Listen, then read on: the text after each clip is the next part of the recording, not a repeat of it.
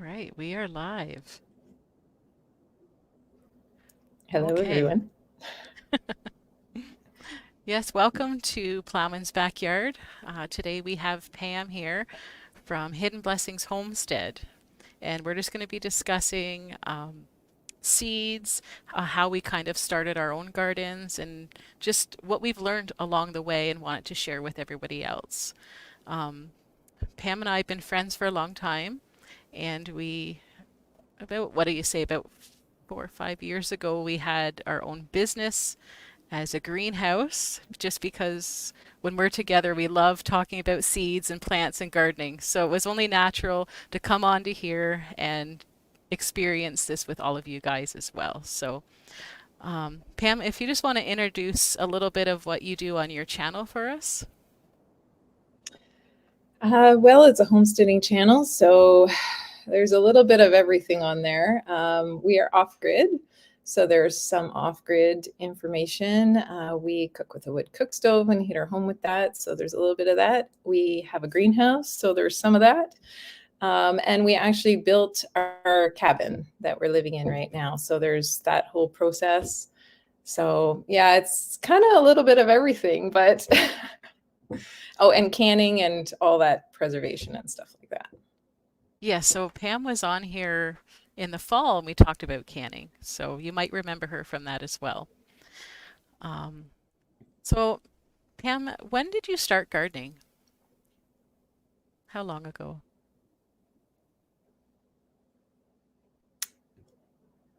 I don't remember exactly how long it's been. It's been a It long feels time. like just a short time. It depends on perspective, I see. um, so I was going to say, yeah, you and I had a lot of good times planting seeds together and going through seed Oh, yes. catalogs and nursery catalogs. And there's been a lot of wonderful years doing that stuff. I have a seed addiction. Yes. I think you do too. I, I think anybody on here might. Yeah, What do you say, it's Dave? fun. No, I agree.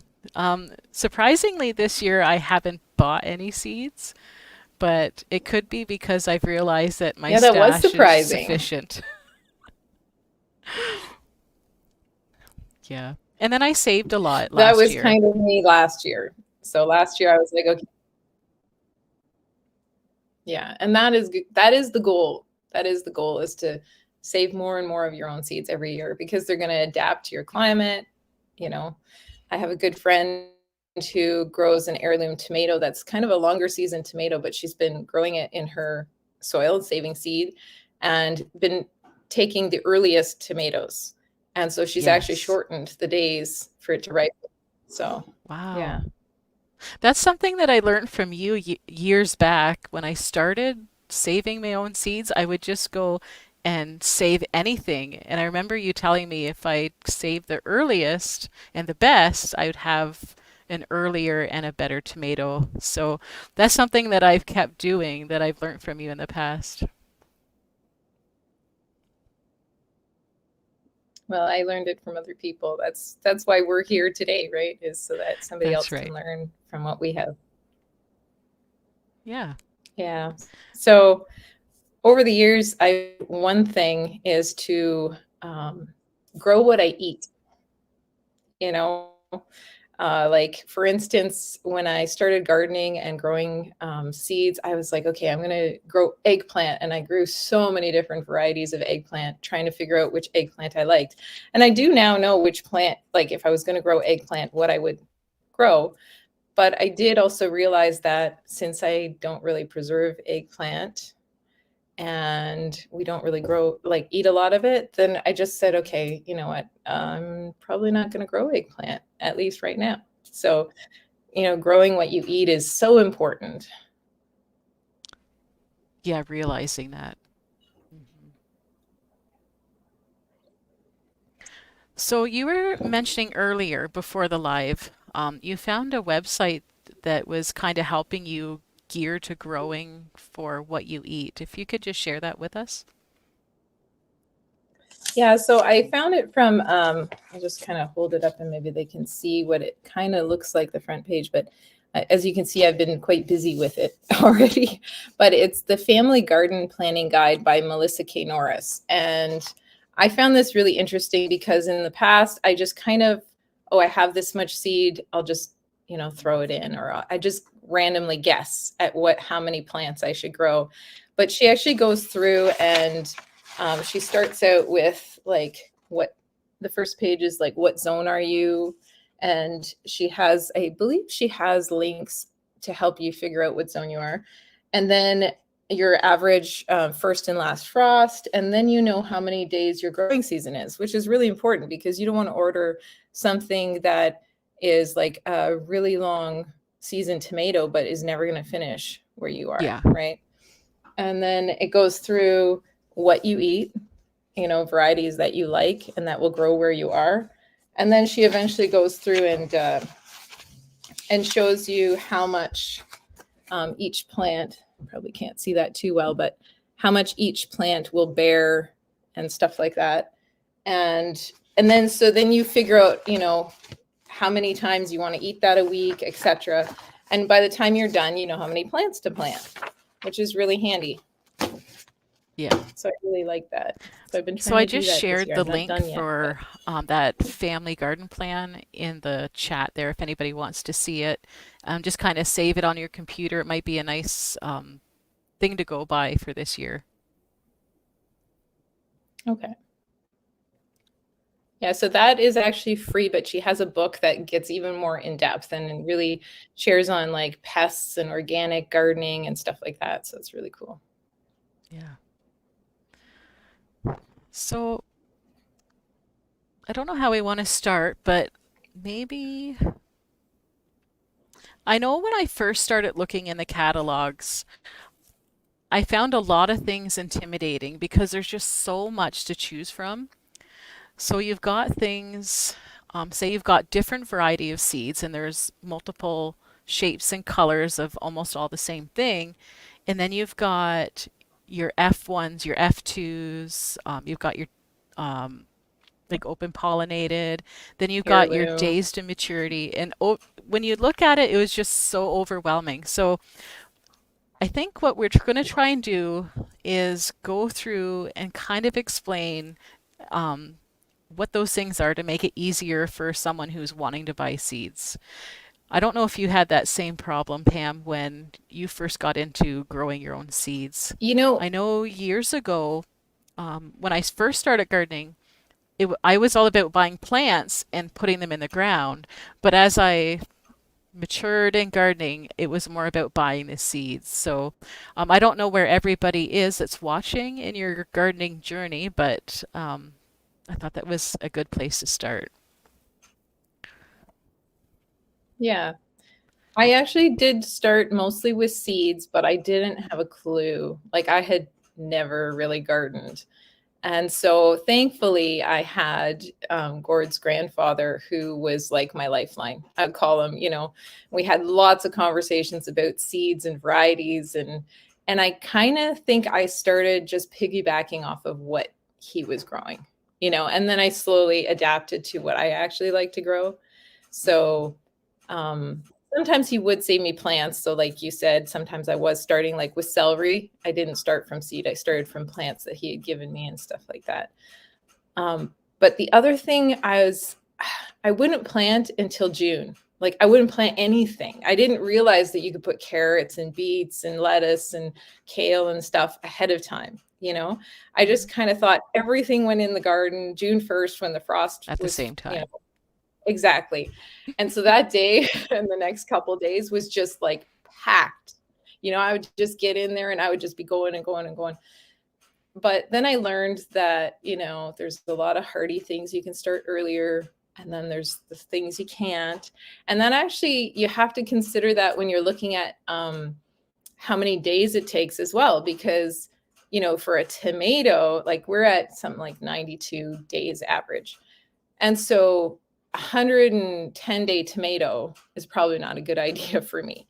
But if it was a cabbage or something like that, you know what I mean, that doesn't mind the cold, that's a Yeah. whole different story, right? So you have to look at Well, I know like what you're the growing as well. rutabaga and the beets and the carrots I can leave in for a long time. So there are days, like you said, Oh yeah. they could be a lot longer. Yeah, and it tends to be that storage stuff will be longer days. Like you'll have early varieties of cabbage that'll be short days, but they don't store so well, but they're great for Hmm. the then and now. And then you have the longer varieties that are probably better storage. And it's the same with onions and a lot of things. The longer day cold season crops tend to be the better storage ones. True. So maybe we can go over what we look for in our seeds. Um, I think for me, when I'm looking in the catalogs, my number one is usually the days to maturity. I think you can probably agree with that. But also, I Yep. look for the yield. Like I love planting high yield crop. Um, it just cuts down on the amount I have to plant. Um, and then looking at the storage life. So there's different cabbages you can grow, but like you were saying, if they don't store for a long time, then you're not going to plant as many.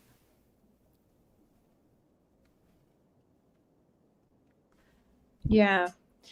And over the years, and this is really trial and error, it's disease resistance too, right? And Hmm. sometimes you can't read that in a catalog. Like sometimes it'll say, but sometimes your soil will make or break that as well. Like I just noticed Yeah. when I grow in the greenhouse, I have issues with certain tomatoes and things like that that, I've kind of learned, okay, these varieties I can grow and I don't have that problem like ever.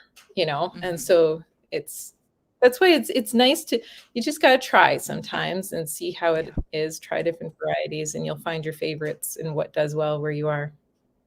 I do. I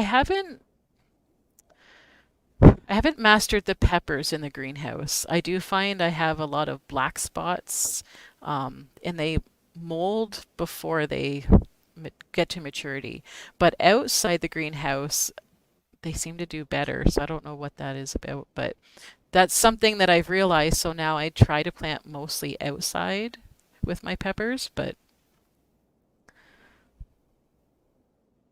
Yeah, and so for us, I've just tried to learn which pepper varieties work in the greenhouse because we don't generally grow them outside the greenhouse. Although I should try maybe, because we are very similar in our hmm. area and dirt and things like that. But yeah, so that's like one thing. Like there's certain peppers that I like the taste of them, and I like the way they looked and stuff, but then they would get disease. Like they would get sun Yeah. scald or they would, with tomatoes, I have a lot of cracking and blossom end rot. Those are my two major things. So I just had to learn that for me, even if I love that variety and the way it tastes, it just doesn't work really well in my situation. So Yeah. yeah, I don't want to get into the tomatoes. Tomatoes are Just definitely yet. a passion for me and a long journey that we've had over the years.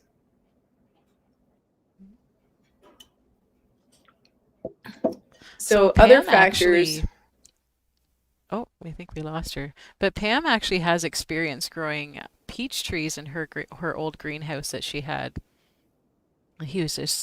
Dave was just sharing about pineapples and lemon trees. nice. That's something I would love to do for sure. We had some lemon and lime plants in the house, and I kept them alive for a few years, and then eventually the spider mites, because of having the wood stove, we just Yeah. get a lot of spider mites, and we need to humidify a little bit better. But yeah, I would love to be able to grow those things. But yeah, so the peaches, we don't have to heat for the peaches, but we have to protect from the wind. So they're in, I mean, the greenhouse technically now, we used to heat it. Technically now, I guess you would call it more of a cold frame than a greenhouse because we don't heat it anymore. But just that wind protection, we planted them outside, they all died. We planted them inside and they have done pretty well. Yeah. Good. So maybe we can talk a little bit about what the different kind of symbols are in the catalog, such as like the F1 and the OP and different things like that is. So I think Yeah, sounds good. maybe one thing we can start with is like everybody wants to stay away from like GMO seeds. Um, so maybe we can just kind of talk about the difference between like what a GMO is and what a hybrid is. Because I know a lot of people, when they see hybrid, they try to stay away from it. And for the most part, I do too, but there are certain things like the corn that I grow is a hybrid, but I'll probably continue to grow that corn because it grows so well here.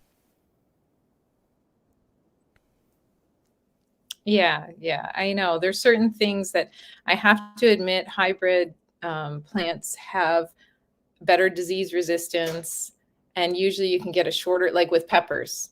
One of my favorite peppers is a hybrid, and I'm going to continue growing it, as long as I can, because everybody has voted it in our family the number one pepper for us to grow. We just Wow. haven't found one like it because it's very early, it's very sweet.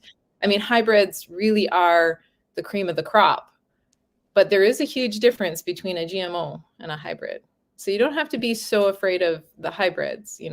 Yeah. Um, and all the companies that I think we're going to mention are all non-GMO companies. So Yeah. as far as on my list anyway, Yes. but they do have hybrids. They do have some open pollinated, and they do have heirlooms. So we'll just kind of get into a little bit of that. So GMO is genetically modified, whereas a hybrid is taking two plants and the pollen from two plants and crossing them, and then saving the seeds from their offspring. And because I breed dogs, I kind of find this to be an easy example is, I breed Berners, and I have a poodle. And if I breed the Berner and the poodle, I get a Bernedoodle. And if I do that, like Berner and poodle, I know what I'm getting. I Hmm. know that I'll get a hypoallergenic. It'll be considered an F1 first generation. Hmm. But if I took two Bernedoodles and I bred them together, I could get Bernedoodle, I could get Berner, I could get poodle, I could get a variety of that. And so the thing about the hybrids is if you save seed from them, it's not that they're not going to produce seed.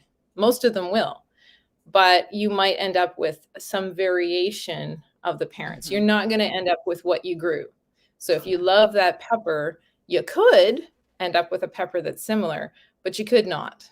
And so that's the Yeah. only thing is when it comes to saving seed, a hybrid is unexpected, you know. Yeah. And I think you can correct me if I'm wrong, but a hybrid is pollinating like plants, whereas genetically doing something doesn't mean Oh that yeah. it's in the same like Oh, likeness for of a sure. plant. Yeah. That's right. That's a very important difference as well. Yeah. And hybrids happen naturally. I don't think people Hmm. realize that, but in the Yes. tree world, in the plant world, I was reading something that said it's about 25% can happen in the plant world. So, I mean, it's happening naturally out in nature. It's not something Yeah, to be there's afraid of, for wind, sure. And insects, some people think if you birds. have a hybrid, it's just not going to produce seed at all. Yeah. You just don't know the outcome of the following year when you plant it. Well, in the case of corn, if I planted a couple varieties of corn, I would naturally be ending up with hybrids, right? Because the wind pollination and stuff like that. So, And then as long as they that's a good tasseled at the point. same time. That's a good point because even in the catalog, you'll see to space your plants out. So if you follow that spacing, you're limiting your cross pollination for two like plants to get from getting like a hybrid on your own. Yeah. So with lettuce and stuff, that's something. If you're saving your own seed, then you Yes, definitely have to consider those things. Is it yes, wind pollinated? I find with tomatoes, it doesn't happen very readily, except in the maybe the really giant varieties that have like the double, when you get a double flower and some of those. But I've been saving my own tomato seeds without purposefully making sure they were pure, and they Yeah. have always been pure. But Yes. when you come to corn, that's very different story because of wind pollination. And I find And then when it squash. comes to squash, I was just going to say that squash is all over the place. But that's because you have insect pollination. So they're going all over the Yeah. place. So if you want true squash seed, you really need to, because your neighbor could be growing something and the Yeah. bee could go there and come to yours. You really need to then cover it and protect it. But yeah. And So lettuce that's, is kind of iffy. Like, you might get yeah. across, you might not. Yeah. But that's And kind then so of that where natural hybridization is happening. So it's not so scary. It's not like it's some yeah, GMO plant you're getting. that's it. Yeah. And then open pollinated is like I have a little, because I was using the burners as an example. I have a little Bernedoodle. She's like 20 pounds. And you'd say, well, how in the world, does a 100-pound dog become a 20-pound dog? And I had said, if you breed two Bernedoodles together, you get all these different, but if you consistently breed and breed back and breed back and they call it multi-gen. So you've been doing this for years and years and years, generations and generations. And that's kind of where you get your open pollinated, right? At one time it was a hybrid, but Yeah. they've consistently bred to the point where they now realize that its seed is going to be true to itself. It's And really the only predictable. difference between an open pollinated and an heirloom is the age of the seed. Because an heirloom is usually passed down generations, 50 years or older, depending. There's a variation online of what's considered heirloom, but really heirloom is just open pollinated. So you don't have to be afraid when it says OP, you can save seed from that, no problem. Yeah. So And hopefully that helps. I think it does. Um, Now, if you were to, would you choose between like an heirloom plant and an organic plant? What would you say would be the difference? Or is there a difference? Sorry, between the open A pollinated and hair, heirloom. yeah, and the organic. So to me, or and organic. So organic would be that those plants had been grown organically. To me, that for the most part doesn't matter so much because I'm going to grow it organically and I'm going to be eating the produce of what I'm growing. So to Yes, me, that a seed was grown organically isn't as important as other things, right? that's right. Um, Yeah, I mean, if it was grown organically, that's good. That's great. That's an added bonus for me. But getting the varieties I like, getting them that they're non-GMO, and even better that they're open pollinated, I'm just happy. I'm going to grow it, yeah. organically anyway. So, And and that's I'm one not thing I eating the like to seed, I'm eating share. the fruit. So, I like to share with people when they would prefer like organic even over an heirloom, and I'm thinking, why? Because you can buy organic seeds that were grown organically that have basically they have someone's overseeing the growing materials that the plants are growing in. But you can take that organic seed and you can put it in your garden and not grow it organically, and you don't have an organic plant. I saw this. So for me, for me, I'm like, why not just grow like a tried and true heirloom plant? So this reminds me of organic maple syrup. He had mentioned they can charge more, and I'm like, that makes me think of when you go into a health food store or somewhere and you see like organic maple syrup, and I think to myself, how many sugar shacks are not growing organically, right? Yeah. But sometimes it's a label that can cost more. And just Yes. because you grow something organically doesn't mean I'm going to like the way you grew it. I mean, Exactly. technically, human food fertilizer can be organic matter. There's all kinds of things. Like you could be using, so it depends on the standard for their organic. I mean, some standards are pretty high, and they're not allowed to, they have to be careful what kind of chemicals they feed if they're using manure and stuff like that. But sometimes you just don't know, right, what they're Yeah. doing and how they're growing it. And so, yeah. And like I said, you're not eating the seed, you're growing it out to your own plants. So that doesn't matter as much to me. No. Well, it's good to Um, cover that though. I mean, if people aren't aware, I mean, yeah, it was I all new to me. I wouldn't have known the difference when I first started, and it was something I had to research and learn and decide what I was comfortable growing for myself.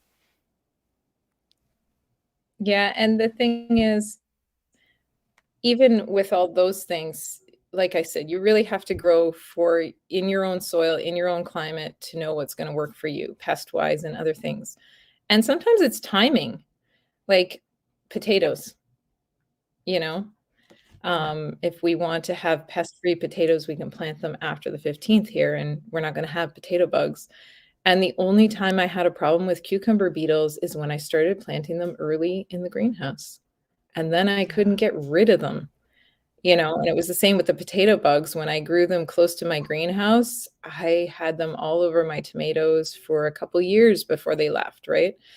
So Wow. I've become careful to keep my potatoes very separate from my tomatoes, especially if I'm going to be planting them early and get those potato bugs coming in.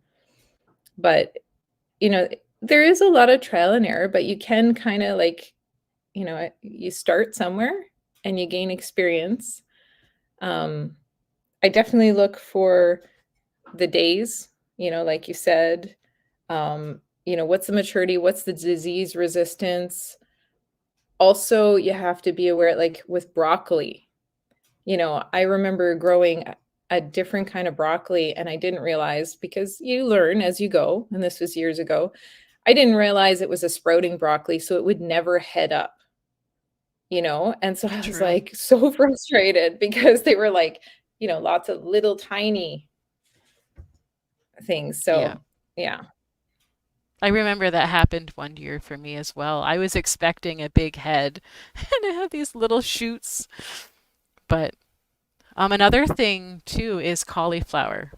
I never learned, like at the beginning, I didn't know that you could get cauliflower that naturally covers itself for blanching. So that was something that you learned over the years and research, right? Yeah. That was a great comment, by the way, about the Hmm. biochar and stuff. Yeah, definitely. It definitely helps when you improve your soil with the pests and everything else, for sure. But in the meantime, timings can help Can things as help. well, and varieties. Yeah. Um, I had something I was going to say and I completely forgot, but that's okay. It'll come back to me. But yeah, storage life is another thing that you have to consider. Are you going to want to Yeah. can like, is it something you want to have fresh, or is it something that you want to be able to put in your root cellar? So there's fresh carrots, there's carrots that are sweet in the summertime, and then there's carrots that don't sweeten until they've been stored for a while. Hmm. You know, those kinds of things. Beets, you have your fresh eating beets, and then you have your storage beets. So you need to, if you don't have a root cellar and you're just going to be canning them, well, you might as well not grow storage varieties, right? You might as well grow the ones that taste really good right when you harvest them. So those are all things to consider as well. That's right. Yeah, there's lots to choose from and many different reasons. Yeah, sure. But maybe we can And share some of our favorite companies. That's always fun. sounds good. And as seed addicts, we have plenty to choose from. It's true. So I wish I could say that I could get all my seeds in one place, but that was part of why we started the nursery, Yeah, I was remember. that we found that we couldn't get all our seeds in one place, we couldn't get all our fruit plants in one place, and, we really were bringing everything from everywhere and putting it in one spot for people, which was Hmm. really nice to be able to do. Well, we could do it. But, I have my favorite list here. Do you wanna go first, or do you want I'm pretty sure there's going to be a lot that are the same. Yeah, so it doesn't matter. It's I'll just you can always stroke them off if you go over them or You can go ahead, Pam. okay. So one of my favorites, but it's local to us, is it's in Ontario and it's Terra Edibles. Now, Yes. they don't have a giant selection like some seed companies, but I find things there that I can't find other places or there's some like local beans that were from around the area and they're really neat. But their shipping is $5. So you cannot go wrong there.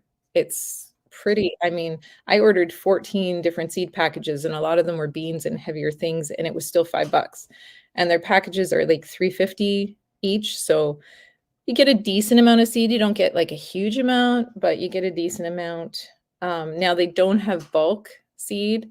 So, I do like places that you have the bulk seed option. And then a US company that I ordered from this year, and I've been ordering from for a few years because there's a tomato that I just love. And that's Adaptive Seeds. So this one, the shipping was pricey. I definitely noticed it was $25 to ship, and I only had 13 seed packages. And I Wow. don't think there was too many heavy ones in there or bulky ones. But again, their seed price wasn't too bad, $4.15. But yeah, that shipping was hard. So I made sure like I had a good list of plants seeds, sorry, that I was going to order from there. And otherwise I couldn't justify the shipping. Out of Quebec, Greta's I really So like. before you go on, I'm just going to tell everybody that that's where I get my devil's ear lettuce from. It's the only place I can find it. I'm pretty sure that's one of the things that I had to order from them. And there was a couple Yeah. squashes from them. I'm trying to think what else specifically. Oh, and so it's a tomato thing, which I think we're saving for next time. But there's two special tomatoes that I absolutely have to have. That's from them. So Okay. I paid the shipping because it was worth it. Um, Yeah. And we did get the toothache plant actually from Adaptive Seeds as well. They have it there. nice. Yeah, I forgot to order those seeds this year. If you end up ordering from them, let me know.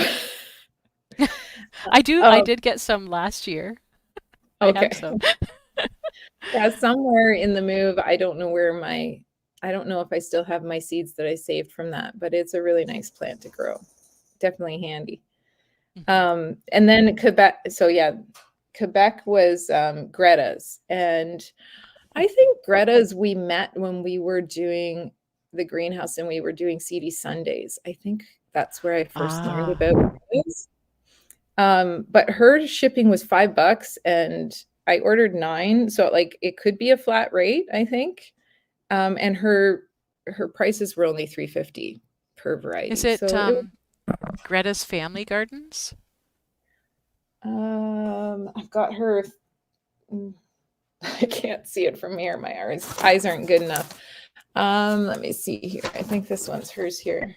Yes, Greta's Family Okay. Gardens. I'm just going to try and find all these and I've put got them up her for magnet people. on my fridge, so There we go. yeah, it was pricey. Yeah, for sure, Dave. It was I had to have those tomatoes though. And So now I I have to did save from them. I That'll did be get my them. motivator. I'm sorry. Sorry. That's why I buy bulk when it comes to those higher shipping. I tend to just try only get as much as I can. Yes, exactly. Yeah. A company that I first started ordering from, I think this was one of the first companies that I ever heard about and ever ordered. No, I shouldn't say that. Stokes and Bessie's probably were what great grandpa had me ordering from in the beginning. But after that, William Dam Seeds was like my next go to. Yeah. And I like them because they're non GMO. They don't have a lot of heirloom. They don't. but they have a lot of open pollinated, and they have hybrids that are non-GMO that are decent. So, but their seed prices have been really good over the years. It varies from one thing to the next quite a bit, but you can get bulk. And the more bulk you get, the better your price gets. So you can order, if you know a seed is viable for so many years, 5 years, whatever. I guess we didn't really touch on that. We probably should. But if you know it's viable for a few years, you can buy a bigger seed pack, and then you don't have to pay Yeah. for the shipping the next year. And their shipping went up a bit, I believe, but it's still only $8.95. And I literally today, just to check how much you can get for $8.95, I put in like a $400 order in my cart, and it was still $8.95. So, and those were Wow. heavy items. So that's one thing I like about William Dam. So when I'm going through to order my seeds, I tend to go, okay, what can I get from William Dam? And I'll order that from them. And then, Hmm. if I have to go somewhere else, then I go somewhere else. But Yeah. another one in Ontario is Hawthorne Farms. And I love Hawthorn. I really like them. We actually sold their seed, We and did. they were great. They were really great to work with. Their But customer I service was noticed their awesome. shipping. Oh, it was. Oh, it was Yeah. so good. It was so good. Um, and their shipping is 2 days, which is huge because William Dam, to be honest, if I put my order in the spring, I could be waiting, like, even in January, I could not get my stuff in time, for planting, like, say, peppers and tomatoes and stuff like that. Whereas with Hawthorn, you're gonna get it right away. And their selection's really growing. Mm. I revisited them today, and they're really got a lot going on. Um, and I like that it's kind of local. The more local Yes. you can get to where you are, the more your seeds are going to be adapted to your environment, your Hmm. climate, your zone, etc. So I've noticed, like, I'll bring it back to tomatoes, but um, even in heirloom tomatoes, depending where their seed company is growing it, you can see a difference in the days. It'll Hmm. shorten up a bit. So that's important too.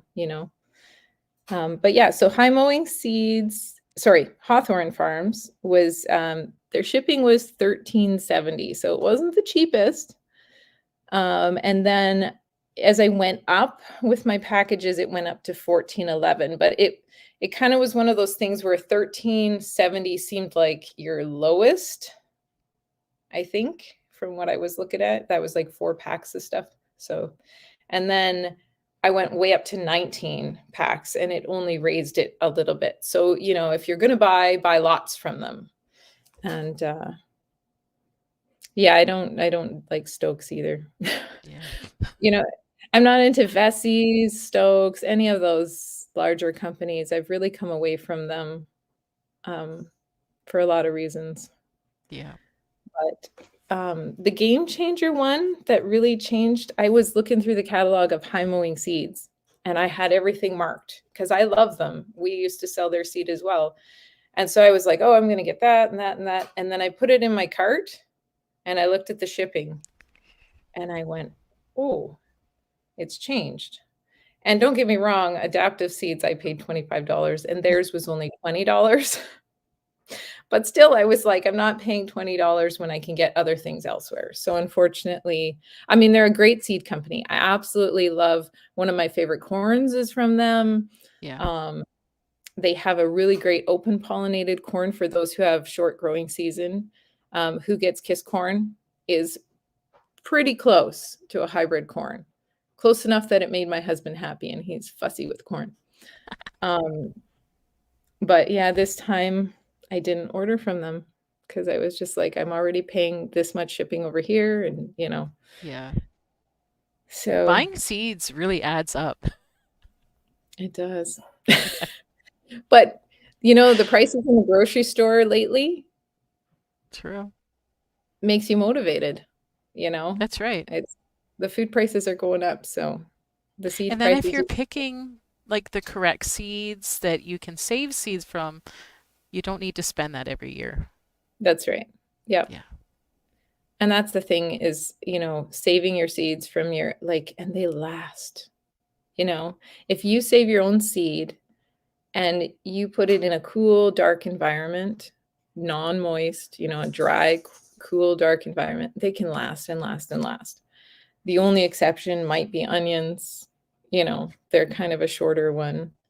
But even with chives and onions, you'd be surprised when you're, you know, when you've got a good fresh seed, how long it'll last. So that's another important thing when you're going to the seed, like if you're going to buy seeds, look on the back and see the germination rate and see what year they're for, you know, because sometimes you're getting older seed being sold, you know.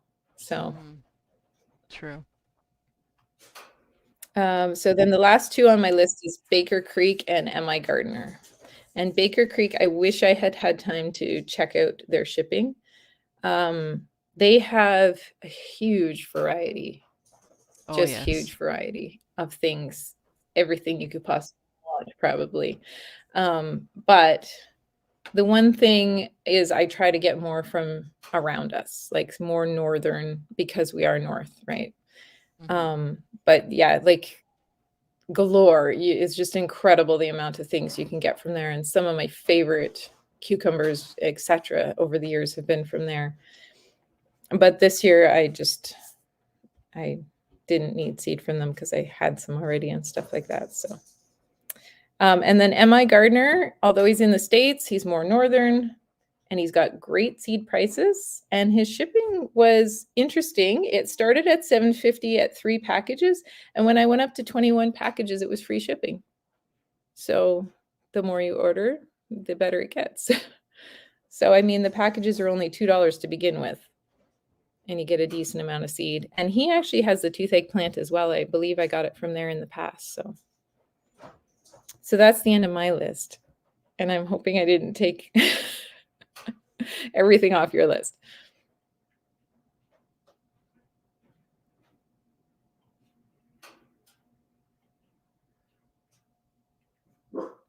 Did I freeze up or just?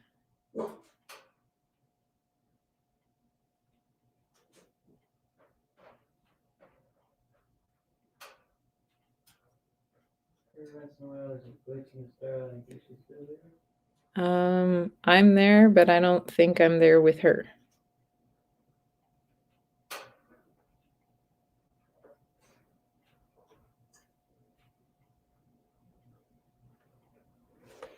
Does anybody in the chat want to let us know if they can still hear both of us or one of us and which one?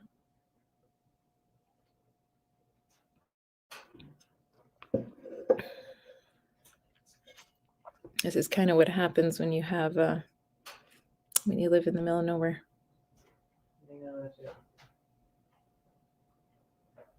She says it was on her end.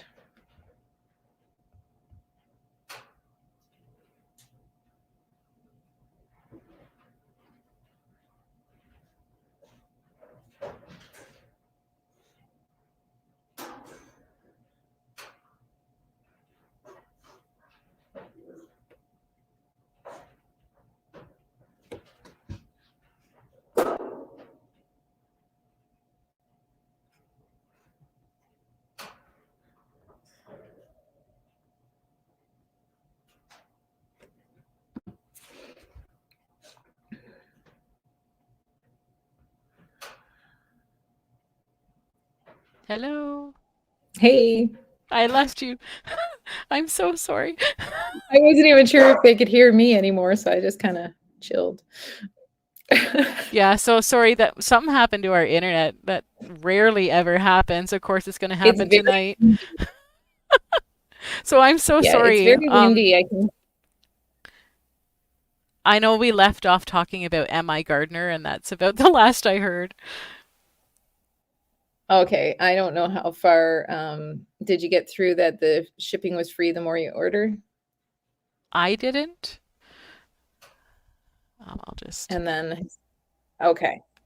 So and then his seed package prices are $2. So he's very reasonable. And what I like is because he's in northern states, Michigan, Michigan. that, you know, he's kind of comparable as opposed to like rare seeds, which is down south, right? That's right. Yeah, and he started out like really cheap. I mean, he still is pretty cheap compared to some of the other places like Adaptive Seeds, but I do enjoy his seeds as well. And he's really growing his a different variety that when he started originally. Yeah, I was amazed when I went on Yeah. today how much variety he has now. It's pretty incredible. So he's definitely growing. And I don't know, I like supporting some of the local ones, And and some smaller of the smaller companies ones. too. Yeah, Yeah, like just for like sure. Hawthorne, when they first started out, um, they didn't have a lot of different varieties, but then it grew pretty quickly, and now they have a lot. And Yeah. she was incredible because I remember calling her. I was trying to figure out about a tomato seed variety, and she was kind of like, you're gonna like this one. And like she was like, even though I was calling and like trying to order a different kind, you know what I mean? Hmm. Yeah. And so I really like that interaction. And she put me onto like one of my favorite tomatoes. So I Are will you going to share forever that be with wanting us? to grow that. I will next time. You have to see part two. That's right. Tomatoes are in Tomatoes are part in two. part two.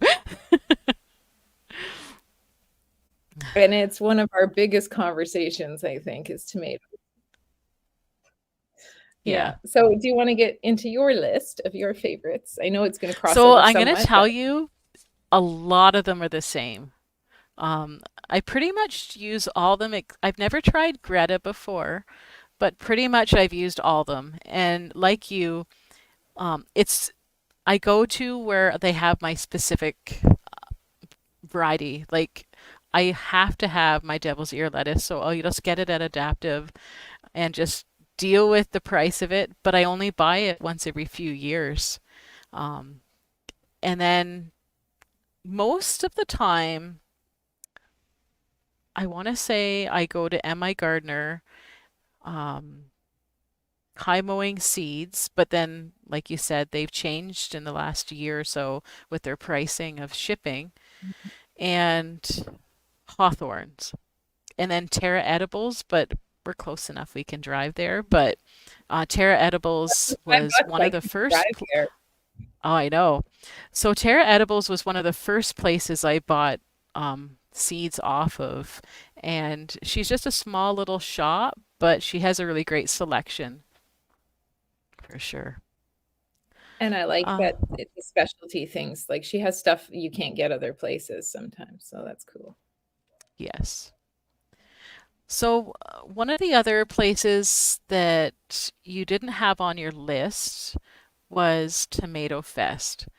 Um, Mm. I haven't bought from them in maybe 2 years because I try and save the seeds from them all, but it's a great place to go for um, like short season tomatoes that I can't get in other places. So they actually have on their website a place that you can go for short season.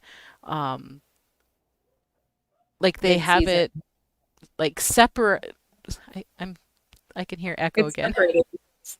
They do. They separate their categories by the length of days to maturity or their style, like the beef. If you just want to have like beefsteak tomatoes, or you can go to their cherry selection. So I do really like how they have that laid out. So I will put them up here because it's just phenomenal the amount of tomatoes that they do have available. So Yes, and I once have every few ordered from years them I too. use them.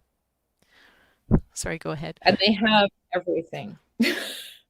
I have They do. ordered from them in the past, yeah. And like you said, it's kind of one of those things where um, they have really short season stuff, but as well, it's just incredible how many they have. Um, but again, I was kind of trying to find more northern. So if I can find the same tomato somewhere more north, then or save my own seeds, Yes, because they're which really we've done. south.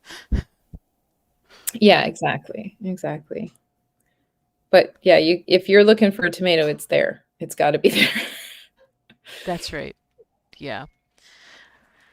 So one of the other places, let's see, is West Coast Seeds. And the only reason why I went there is because they are local to Canada and I like supporting more localized places.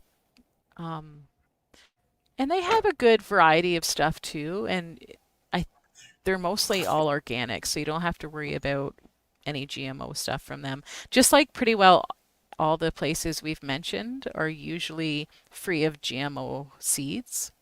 Yeah. I Um, can't believe I didn't mention West Coast because I actually ordered seeds from them. It totally slipped my mind. And like they I actually, said, we have the same selection, I think. um, they also have multiplier onions, I noticed, which is kind of something that's sometimes a little bit harder to get. So that's kind of neat. Um, so yeah, I like supporting them because they're Canadian, but they are West Yeah. Coast, so it is much milder Yes. climate, but they have some great varieties and, really decent seed. I Hmm. have um in the past I've like ordered from Richter's, like thinking of the toothache plant, right? Yes. And I've ordered toothache plant from Richter's and then I've ordered it from MI Gardner. And I actually had a better results from MI Gardner. I've had some, like I buy Really? plants from Richter's and I buy dried herbs and elderberries and things like that from Richter's, but I haven't had the, maybe it's me. Maybe it's because it was in the beginning more, like because I don't order from them anymore very much for seed, but Hmm. maybe it's because it was in the beginning of my gardening process and I just didn't know a lot about planting and maybe I was planting things wrong, but I just didn't have as much success as I would have liked with their seeds. So I kind of Yeah. stopped, but Yeah. yeah. But they Um, have, if you're looking for a herb, they've got it, they have a all ton of kinds. herbs. Yes. And I love their plugs and their plants and their, I've I actually on my birthday, I'm close to my birthday. That was one of my things is I'm gonna go to Richter's and went through and went shopping. But I like to buy their plants, yeah. So that's really my list because you've mentioned pretty much everything I had on my list. But I was going to mention kind of places to get a couple different trees and bushes 'cause if people are looking for that. So Yeah. if I could, I'm just going to try and bring that up as well. Um, let's see. So there's Whiffle Tree. Mhm. I forget the other place. I forget the name of it. It's in Quebec, Pam. Maybe you can remember. What's the name of that? Green Barn. Did they change names? No, not They might Green have. Barn. The place we drove Oh, to oh, and oh, we picked up our Hardy Fruit Tree trees. Nursery. Hardy Fruit Tree Nursery. Hardy fruit. Oh, yes. Okay, so They I'm are just going to share Whiffle Tree first, but Hardy Fruit Tree is a really good spot to go and get and your if you trees if you're can go looking in for trees. person, you are gonna learn a lot. Oh, They're yeah. an open book. They're just I remember when we drove out there and we met with them, they're like, "Come on in, let's show you how you They do were things." so nice. I mean, we technically were competition in a sense because they were still shipping. They, they were shipping. We were, buying, and they were phenomenal. Like they were like, oh Oh, well, yeah. we were mentioning that we were having trouble with our shipping costs, and they're like, oh, let us show you how we ship cheaper. They were just like fantastic. Like I couldn't recommend them enough. They're just Yes. absolutely wonderful, and their plants, their trees, everything was wonderful. The other Yeah, place in we Quebec really, was, it's not that sorry, far. no, it's not. Laurent. Yes. So with Hardy Fruit Tree, I wanted to mention they actually have a Facebook page and I follow it and I love it because they're always sharing now's the perfect time to start pruning your trees. They show you how to prune, and if you follow them, you can't go wrong with learning the process of pruning or the perfect time to prune. So, I don't know. I can't say enough stuff about them. I'm sure you can agree. I absolutely agree. Like, if there's a Yeah. first place that I could get Hardy stuff from, it would be them. Yeah. Just everything about them I love. I love that, everybody that works there knows what they're doing. Like everybody that works there is involved in the process and, is around these fruits and trees. And, it's a small company. So yeah, it's fantastic. And they've done a really good job making shipping affordable, which we had a hard time doing. That Oh, was that yes. was one It's of the not hard easy. things. All right. See, I'm just finding. Oh, hi, Caroline.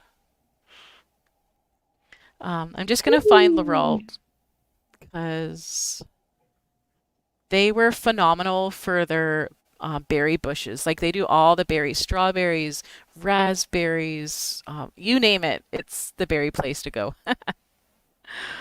Yes.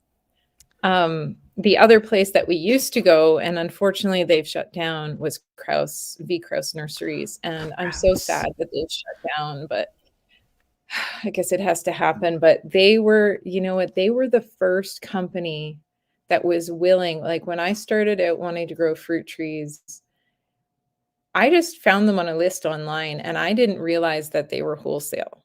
So I called them about ordering plants and he was so nice and he was just like, "Well, we're kind of wholesale, but you know what? If you want to order 5 of a variety, that's fine." And their trees were huge. They their berry bushes, especially and stuff like that as well, were really decent size. Like when you got blueberries, they were like, really big Their plants and blueberries were stuff. amazing. Yeah, and their currants, gooseberries, there was a lot of things that were good, but unfortunately they've shut Asparagus. down. And Yeah. asparagus. Yes, the asparagus. They had really good prices. I mean, I think when I started out, when I was getting those trees, I wanna say, if you would order 5, they were like $15 each or $20 each, and they were just always Hi, ready to answer Camille. questions. Hey. And so it was really they were incredible, but yeah, so if you can't get from obviously you can't get from them anymore, but Hardy Fruit Tree and Laurent is like they're great. They take the spot of both of them, so Yes. So that kind of covers where we get most of our stuff from. So if you haven't, sorry, if you missed the beginning of our list, you can go back up in the chat or you can go back and watch later. I posted all those places just on the screen as well as in the chat. So highly recommend all those sites. Go check them out. yeah, But now and we we can kind of talk about varieties, which is fun. all right. All right, and I was just going to say for those who just joined, because we saw a few that just came in, I think we also discussed not just the seed companies, but also GMO, open pollinated, and hybrid. So if you want to go back and check that out, so Camille's asking, what is the name of the company? Are you for the trees or the berry bushes? Yeah. So for the trees, it's Hardy Fruit Tree Nursery, and for the berry bushes, like everything from well, actually, they have grapes. Strawberries, raspberries. Oh, Hardy Fruit Tree trees. has grapes as well. They have Hardy fruit phenomenal tree. grapes. Yeah. I'll bring that up for you there, Camille. Where did it go? It is one of the best spots to go. Awesome trees. Yeah. And so one of these things, well, one of the things I'm going to mention is all these places that we have recommended for bushes and trees, they're all for hardy plants. So if you don't know what that is, I'm not saying you don't know, but if you don't, it just means that you can grow them in a lot colder climates. So that's what we need up here. You can actually go to like Walmart and Canadian Tire and have no idea what the hardiness zone is of some of those trees.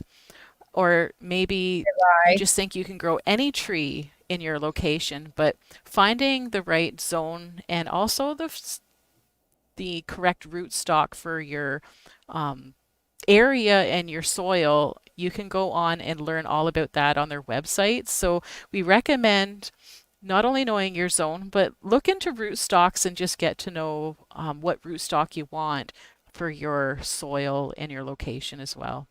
Little off topic of seeds, but Yeah, a great example. Yeah, a great example is some rootstocks do really well in heavy soil, but no good on sandy soil. yeah. And so, you have to know your soil, and it might be different from your neighbor. Like my dad lived 10 minutes away. He had like beach sand. And so he had to have different rootstock than me, where I was putting my fruit trees was heavier soil, right? So it's Well, I good know to know my your neighbor rootstock. just next door has completely different soil than I do right here. Yeah. Yeah, Yeah, exactly. And on our property, from one field or place to the next, it's completely different. I have true. really fertile, heavy soil in one spot, and then you just move like 100 feet over, and I've got sandy soil, so that's Yeah. the thing. Okay.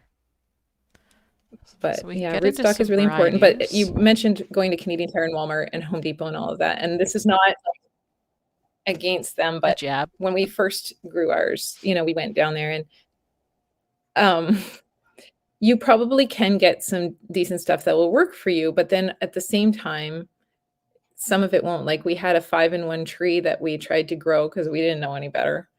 It was one of the first trees we planted here, and only two varieties off of it actually made it through the first and second winter kind of thing. You know what I mean? The rest of the Hmm. branches just froze up. And so,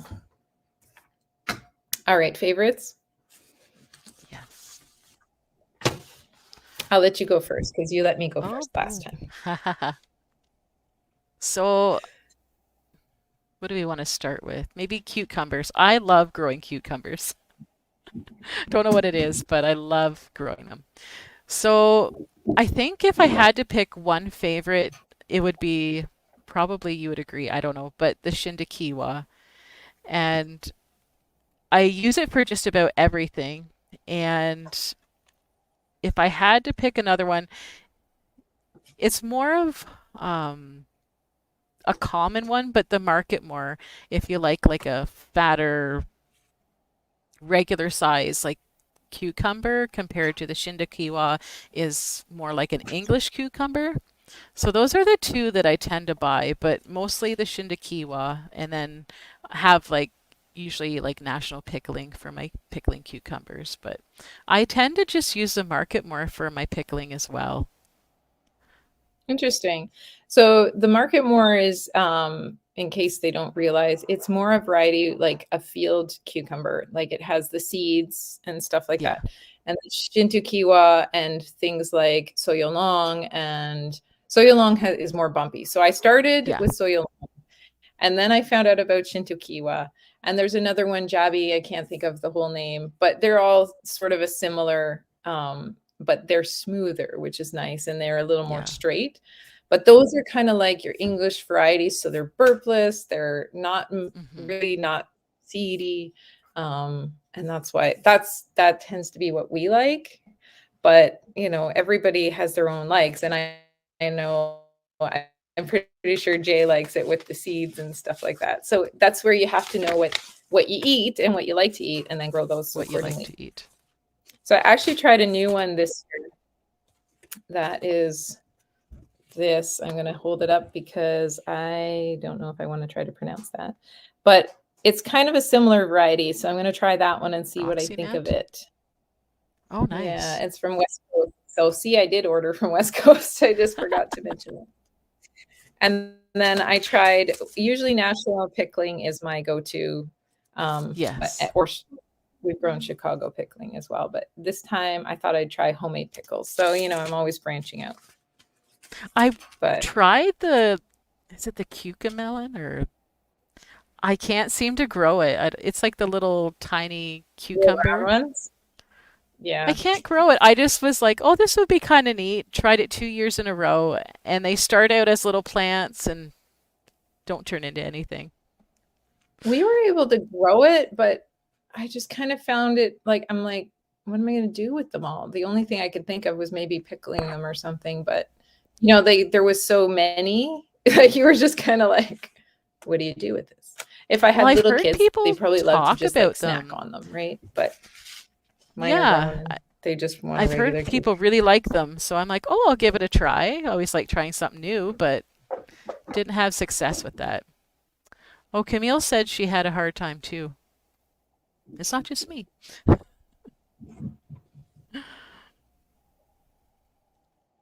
Hmm. You know, what I can't grow is the loofah sponges. And it's funny Angie because your neighbor can grow can. them no That's, problem. I yeah. tried in the greenhouse and they never wanted to finish up. So Wow. I grew them in the greenhouse and they grew huge plants, but I didn't get loofahs. So Hmm. I'm gonna try outside, I guess. Yeah. Because that's But where she Angie grew grew them hers, outside. right? Yeah, Was yeah, outside. exactly. Wow. Yeah. So, do you have any other favorite cucumber seeds or? Well, I was trying to get, I don't know that I've found a favorite of it yet, but I was trying to get, you get those really tiny, tiny munchy cucumbers in the store that are just like really tiny, you know? And so I Yes. was trying to find the right variety for that. And I think I might have finally found it from West Coast Seeds, or at least one close to it. It's Mini Me. Oh, mini me. And so they're supposed to be like really tiny. Wow. Just trying to see here if it says they're just, it doesn't say on the back. Does it say on the front? Anyways, they're 45 days and they're supposed to be really, really tiny. So we'll see. We'll see how we like them. Got to try something new. Nice. Dave here says that he likes the rattlesnake bean. Oh, he has Ah. replaced it with bush bean. I love bush beans. I don't mind growing like the pole beans as well, but I am partial to bush beans.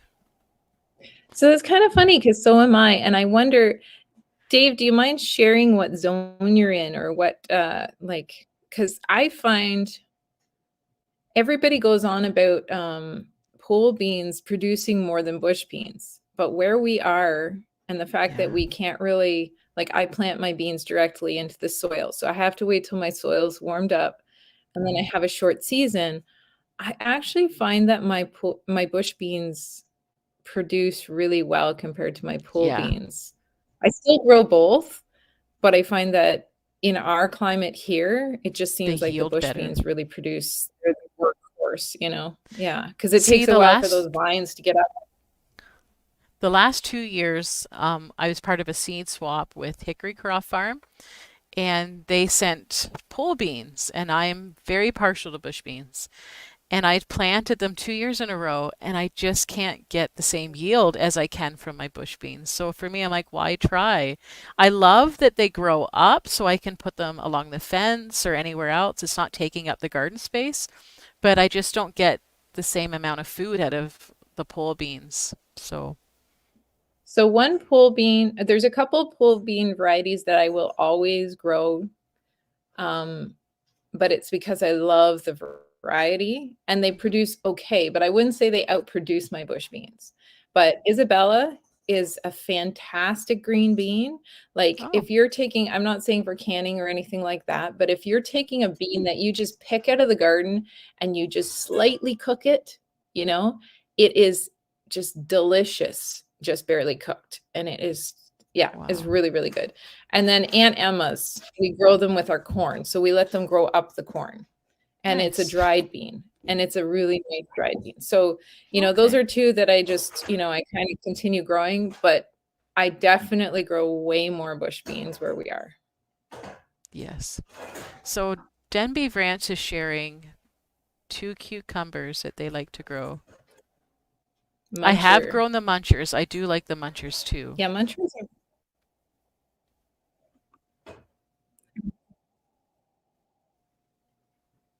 And I Dave is haven't in a heard of the 6A. Lebanese, so that's interesting. Maybe she could share some seeds with us and we can branch out. Yes. Ah, see. Yeah, it must be nice. Stop bragging, Dave. Yeah, How's the yeah, weather no. down there? I'm exactly. Yeah, that's where you can grow peach trees without the greenhouse. Yeah. But since he brought up Yeah, that's my beans. old stomping ground. That's true. You weren't far from there. But he brought up beans, so I'm just gonna share. Um, I got this variety from you, so if you want to go ahead and share it, you can. But it's my favorite. It- No, you go ahead. it's the Royal Burgundy I bush know what it bean. is, but Yeah. Um, I don't know. It produces really well, and I still sometimes grow like some of the green beans or yellow beans, but the Royal Burgundy just outnumbers my yield so much that I just stick with it. And I've canned them and they're quite good. They freeze them, so I just love them. oh, good. Yeah, I like them because they're like I'll put them in when I'm blanching beans. If I'm doing like a Yeah. mix, like I might do a mixed bean, right? Where I have some green beans and some wax beans and I'm mixing them up and freezing them. And if you put those in as a blanching bean, as soon as they turn, you're done. Yeah. That's just the It's right amount. easy. So, yeah, Yeah, they turn exactly. They're green right really away. Hmm. Yeah, they're a great so I thought I would show the Isabella because I found it, and this is from William Dam, and I'm always thinking I should go the other direction because this is mirrored, but they are only Nice. 55 days, and I think that's part of why I have success with them, Okay. but they're really, really good. And they're like a French Wonderful. fancy type with great taste. But So your another one, health, your if you choice, your I know you were life. saying the purple ones, I like the only yellow one. Go ahead. The yellow Sorry, one. the only one that I like for yellow is Rock d'Or. Rock d'Or. I hope I'm Yes, saying that that is right. good. So that's a It's nice true. one that I It is like nice. to do that. So your health, your choice, your life is actually my mother-in-law. It's Jason's mom. So hello, Gabriel. How are you? Thanks for joining. She's wondering what to do with heavy clay and sand soil. That's tough. We've been there before. The first thing that comes into my mind is raised beds. But Yeah, that's just my first reaction. But it is possible to deal with because my husband's grandfather, who I learned all my gardening knowledge in the beginning from, he had clay soil, and he just kept adding organic matter every year. And he ended up with really great garden soil. Like if you can change clay soil, you have minerals there that you are just going to be, it's phenomenal. You know, you just have to keep adding the organic matter, I think. yeah. Yeah, build a raised bed. Jay, you have a job. Oh, Dan's come on. Hi, Dan. Blue Lake. Welcome. Yes, we've grown Blue Lake. They are good for canning, I believe, if I'm not wrong. And it's stringless. That's good. Yes. So another favorite is Strike and Maxi Bell. I like both of those for a green bush bean. I think those are probably You some of used to my grow favorite. igloo too, didn't you? I used to grow igloo because it does well in cold soil. So it's good Mm, for, being able to put it in sooner and cool seasons, which we have sometimes here. But true. oh yeah, see, great for canning and eating fresh. Yeah, I thought so. That's one thing with the beans. You kind of like if you're canning, you want a good canning variety. And so that's something you want to keep in mind. Yeah. And I'm glad to hear that the purple ones worked out well for that. Royal Yeah. Burgundy. Yeah, I quite All right. enjoy those. Hmm. Um, What about carrots? I find carrots so hard. My favorite carrot is the Yaya, which can I think I got it from Park Seeds, but I don't grow it that often, but it doesn't always do well. And I haven't found my absolute favorite. Like I love the Yaya, but I'd like to find something better that's more predictable every year. So what did you find about the yaya that didn't work out? Like, There's was it that years they that they're just weren't tiny. short? Yeah. Mind you, I do have that Yeah. problem with the rest that I've been planting, and it could be my soil. Um,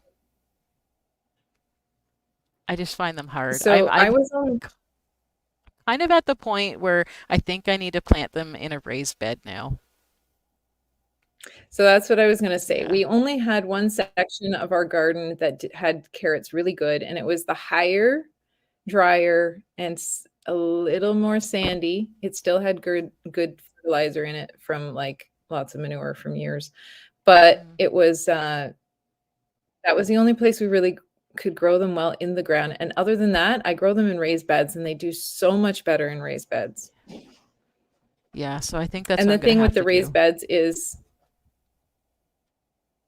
if you have a cover over your raised bed, you can keep them in the ground and you can harvest those yummy winter carrots. That's So, smart. Smart they're thinking. not under 3 feet of snow. So yeah, it's kind of yeah, it's a That's thought true. for sure. Do you have If you favorites you could have heavy, recommend? Sorry. I have way too many carrot seeds, so I'm always trying new varieties. But I love Littlefinger. Oh, Okay. baby carrots. Oh, Littlefinger was so good. I really, really liked Littlefinger. Um,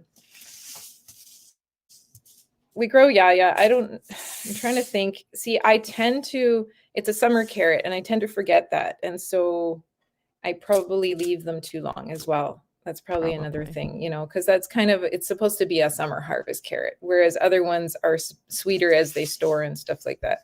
But if you have heavy soil, really, really heavy soil, the the Danver, like you need something that's blocky. It's Yes. like that triangle shape that it's really going to go That's down what in I'm that looking soil. for. I did have Yeah. that with the Yaya for a while, but not recently.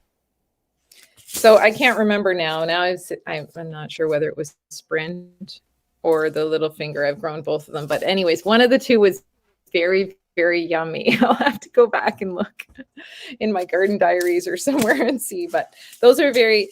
I love having like a true baby carrot, and they were both like nice, long, slender, but really, really yummy and small and nice and fresh. They were really good eating fresh.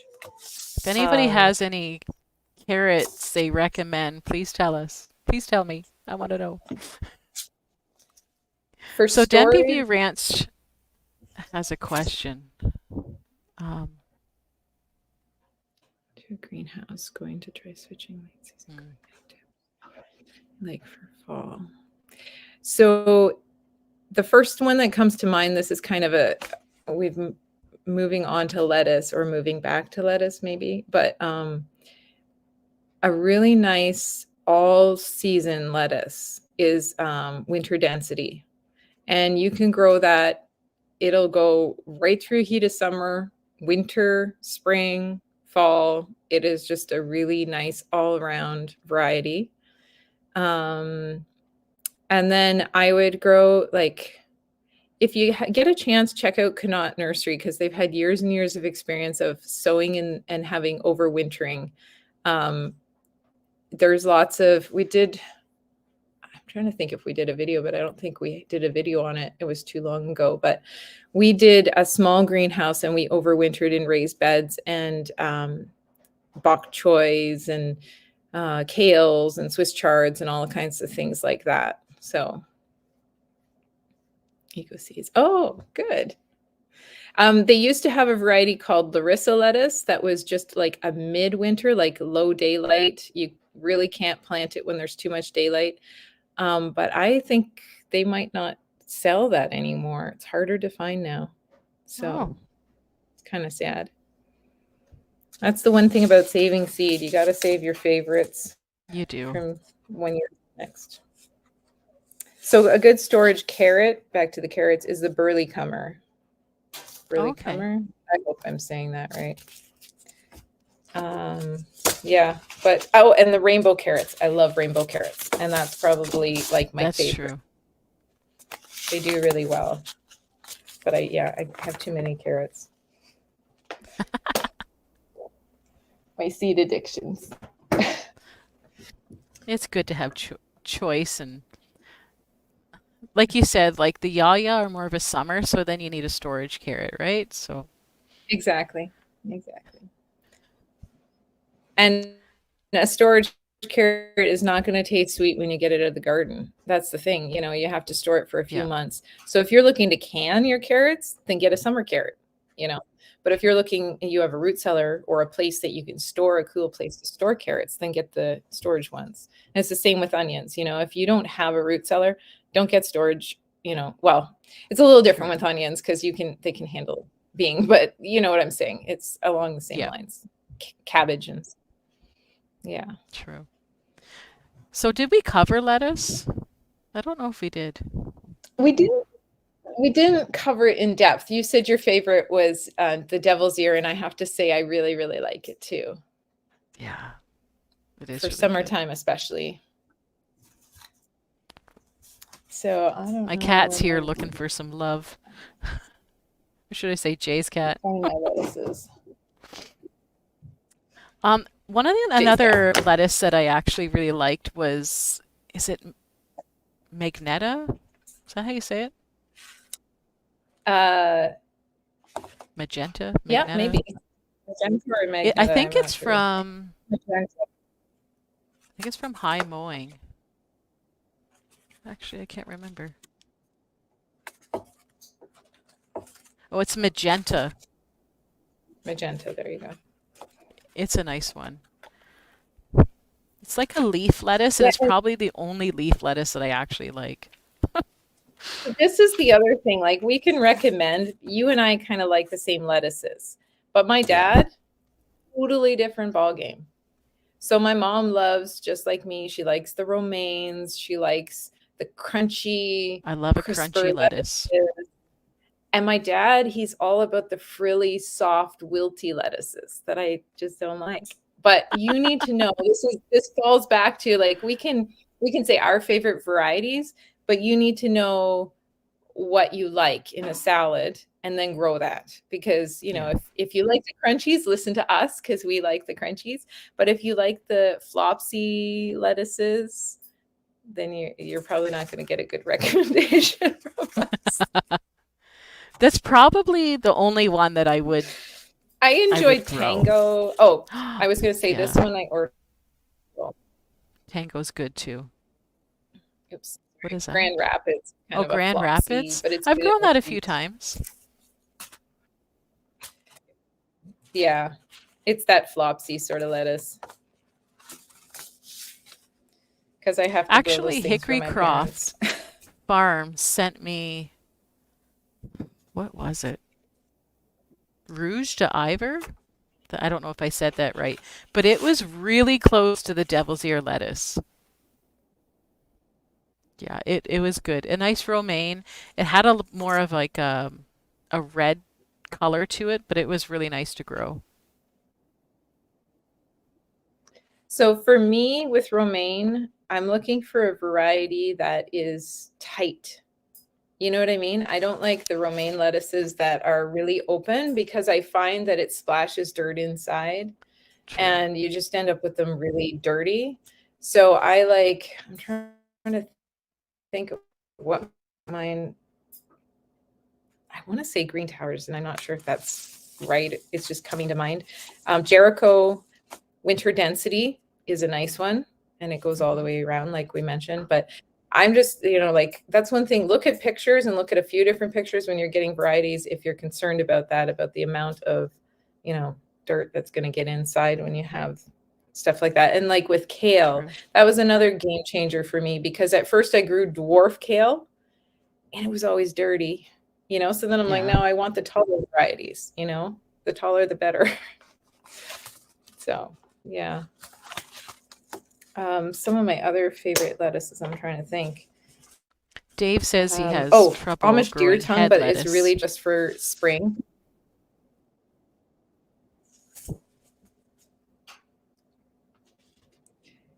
I Yeah, know I haven't grown a lot of head lettuce successfully.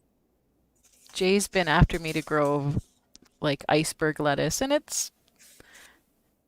I've had a couple successful plants, but it's definitely not something I'm strong with. But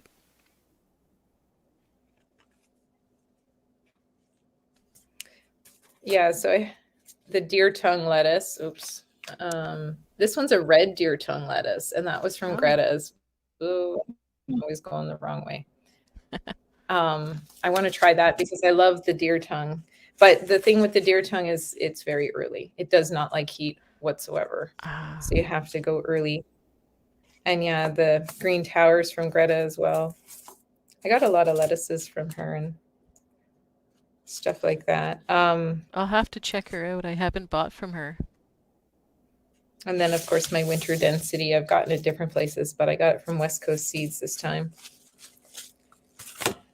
So we had volunteer romaine lettuce in the greenhouse, and I don't know what variety it was, but because of the storm Wow. and all that, anybody who knows my channel, we lost our greenhouse, and so the frame completely bent, and so the beds were kind of just left to do their own thing.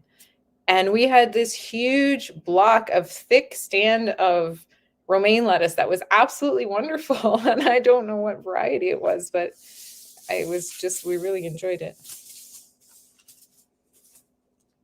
You were So there. mentioning about kale, kind of with the splashback of, spraying or watering. And I stopped growing it for a few years just because I couldn't find one that I actually liked. But I think I've settled on the dinosaur kale. I think is probably what I'm going to keep growing. Yeah, I like that. I end up growing some of um, some of that, and then for myself, and then my dad loves the really, really frilly ones. But I actually like if you're going for my favorite kale is like baby kale in salad. And so if you're Yes. going for that, I really like red Russian Yes. is a nice one. Red Russian Um, is very good. and then I'm trying to think darky, but if you're going for the curly ones, I like pretty things, and darky boar or red boar is a really nice, really, Oh, really, nice. really, really curly Really leaf and a curly. decent height so they don't get dirty. Um, But yeah, I find they tend to like Swiss chard and other greens a little bit better. I mean, kale is great because, it's hardy. It can handle snow and all kinds of things. Um, but yeah, the dinosaur kale's not bad, but I tend to like Swiss chard and stuff like that. Oh, Swiss chard. I'd take Swiss chard over kale any day. So I actually S- found something neat that was called kaleette, and I'm going to try that. This is Oh, the where'd you first find year. that? I'm trying to think of where it is here, but um, yeah, so there was a darky boar. I guess darky boar is not red. Sorry, it's green. Oh, It's the red boar, I guess, that isn't. So the kaleette, here they are. So they're from a few different companies, but William Dam has them. And this is the earliest maturing one at 110 days. wow. And it's autumn. Instead of a Brussels sprout all the way down, you get little heads of kale that are just tiny little heads of You're kale. And kidding. I think that'd be perfect for salad. So I'm gonna try it. Yeah, I'd love to hear how that grows. Wow. Yeah. Anyways, I think that probably covers the lettuce and kale. Unless somebody else has a variety that they want to mention that they just love. And as for greens, like if you were looking for stuff again, back to the greenhouse car shelter, corn salad is a Okay. really good over winter kind of green. Um,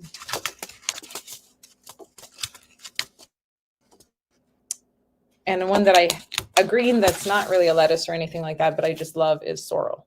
I love growing Oh sorrel. yeah, sorrel. And Hmm. it'll be perennial, but if you let it go to seed, you're going to lose it. So every once in a while I have to get seed again because I didn't cut off all the seed. So, unfortunately. But I like growing other things like the amaranth for leaf in the summertime. Those are great for salads. It's kind I've of never like the grown natural. those. So if you know people that eat callaloo and pigweed and all that kind of stuff, Hmm. this is along the same lines, Okay. except a really beautiful color, and they get really big too. Wow. And this one came back on its own for a little while, self-sowed, but Orac is really nice as well. And I think that was it for the like. Oh, and I have an actual one that's called callaloo that I want to try because my son's. I hope he doesn't mind me saying this. He's kind of fussy when it comes to greens and vegetables, and we were just eating the wild callaloo, like the wild pigweed, and I mixed it with diced tomatoes and onions, and he was like, "Yeah, I'd eat that all the time." So I'm like, "Okay, we're gonna order some." So that goes back to figuring out what your family will eat and plant accordingly. Exactly. Exactly. Like my family does not like beets. I'm the only one who likes beets. So I still grow beets, but on a very small scale. Ah, And I yeah, tend to grow like, we do sorry, love like beets. I tend to grow a multi-purpose beet then so that you can eat the leaves as well as the root. Because for me, like, I don't really need a storage beet or anything like that, or even a canning beet. I just need enough for me. But So what variety is that for you? bull's blood. I was getting a blank there. Yeah, so bull's blood has nice leaves up top. You still have the Yeah. beet you can eat. Works for me. Yeah, I like that one too. We used to grow cylindra beet, which has huge beets and really nice and good storage. But yeah, if you're not going to eat it, then it kind of fell off like the eggplant. Yeah. So yeah. I did like the Um, cylindrical too. It was good. But I bull's was blood wondering is if you kind wanted of to what I get go into for. peppers. It's good for green tops. Like my chard. I always grow the rainbow Swiss chard, but Yes. that's about the only chard that I love, but we can just keep eating that all year. I love it. I have it growing right now in my grow kit here. Um, the hydroponic system. It's still going strong and huge. I love it. So I think that and the callaloo are probably what my family likes eating for greens the most. Yeah. You they kale's okay, and kale's really nutritious, don't get me wrong, but your family has to want to eat it. You have to want to Yeah. eat it. It's great for juicing, and we do a massage kale salad. They don't mind that. That's pretty good. Kale salad Um, is good. yeah. But if I'm going to cook it, I'm just going to do a Swiss chard or a callaloo instead. Yeah. So Dave says he likes beets for joint pain. Nice. Yeah. Well, there Well, you if it go. works, keep doing it. We do juice a lot of things, but I didn't know for joint pain, so that's good to know. Yeah, it's always nice to know something like that. Yeah. We're not Yeah, getting any younger. I get many younger. That's for sure. Yeah, and I'm feeling those pains. So, so I don't know for peppers what you have. I'll let you go first and then I'll go. Carolina peppers. So I don't remember what my jalapeno peppers were last year. I actually got them from Angie at Muni Acres. She had lots left over and they grew so well. I actually saved them and put them in the basement in the fall, hoping that once I take them out of the basement that they're going to grow this spring. So I'll let you know how that goes. I So can't wait to see how that goes because that would be very exciting. yeah. So the other one that I really like to grow is just the banana pepper. It's a sweet banana pepper. I don't like things really hot.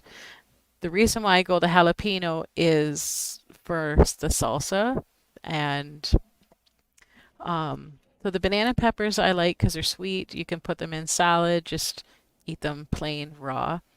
And then um, I tried growing cayenne this year, but it did do well. So I'm gonna try it again and see how it goes. Um, I did grow um, King of the North, but I find maybe I'm planting it too, like starting it too late, but I can never get it to finish before I get black spots all over it. So I stopped growing that. So if King of the North doesn't do well for you, try Ace Hybrid. I mean, it is a hybrid, but it's from William Dam. But I noticed they finished faster. Really? Like we grew both of them in one of my greenhouse videos. It shows a comparison. And Okay. anyways, but my dad, before that, all we kind of knew for a short season one was King of the North or Crimson King. But then a Yes. friend of mine, Lori, mentioned the Ace Hybrid, and I have to admit that she's right. They grow much faster Really? and seem to finish off better. I'll have to try them. Have Oh, you forgot found my an sneeze. orange one that you like? I love orange Sorry. peppers.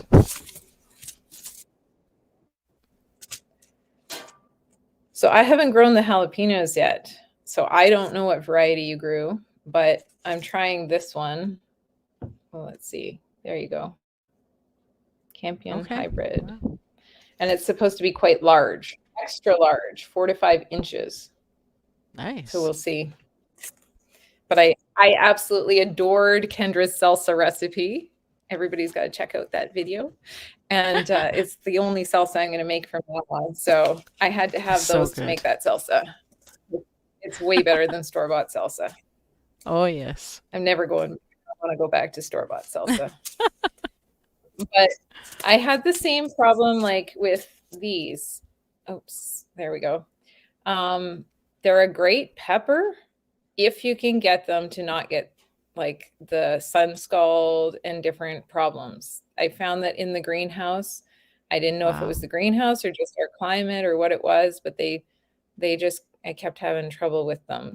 So unfortunately, I won't be growing those again. But I did enjoy this one. So Gord likes kind of a spicy pepper, not real spicy. You know, one that you can eat fresh still, but Yeah. it's got just a little heat.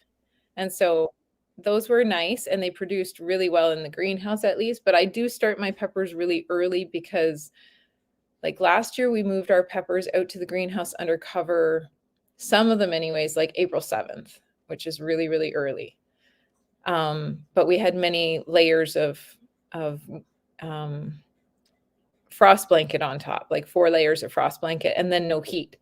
So I'm Wow. going to try it again and see whether it was just a milder spring or, or if it's something I can continue doing because they finished off a lot better having them really early. And if I don't go early transplanting them, then I just find they don't finish really well. Yeah. Anaheim was okay. Again, sort of similar, just a little bit mild hot. So if somebody likes just Mm. a hint of heat, those are nice.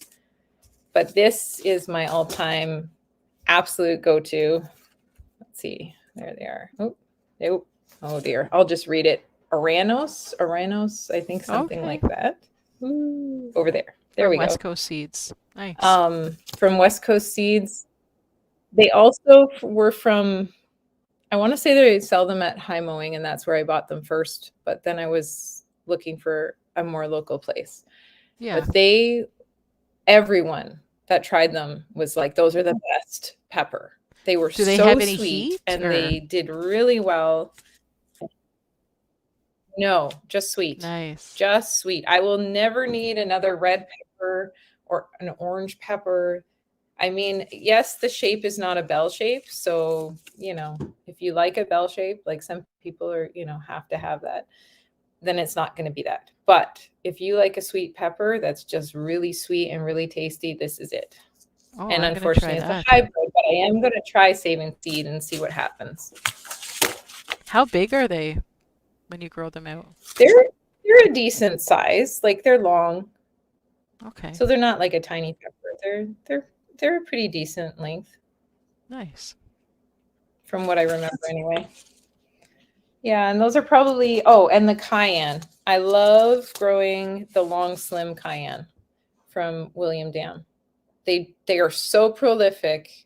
I grew way too many plants the other year, but you really only need like 2 plants, and there's so much cayenne to have that you're just, Really? yeah. So those are my favorite peppers. Wow. Yes, so if your cayenne don't do well, you know where, Yeah, I'll have to try because I will yours. have way too many. It could be the greenhouse thing too, because It could, yeah. and and that's the other thing, from one greenhouse to the next, what you're gonna, because mine is taller, um, you're not gonna get as much heat stress because the heat will rise, right? Oh, I okay. So I find we have a shorter greenhouse as well, but that's more for winter use and spring, fall, and stuff like that, because it does get hotter. There's a lot more stress on them in a small greenhouse. A small greenhouse. Hmm. Yeah. Well, that's something I'm still learning. I haven't. The tomatoes do really well in there. My parsley loves the heat, just does way better in there than outside. But I would love the peppers to do well in there, but we'll see how it goes. Yeah. And it might be a varieties thing. Like I said, like certain ones, lipstick. I could name a long list of peppers that I've tried over the years that just won't work in the greenhouse. And so I've Wow. had to, like, just like with tomatoes, I've had Trial to and error. trial and error and find out ones that work and ones that don't.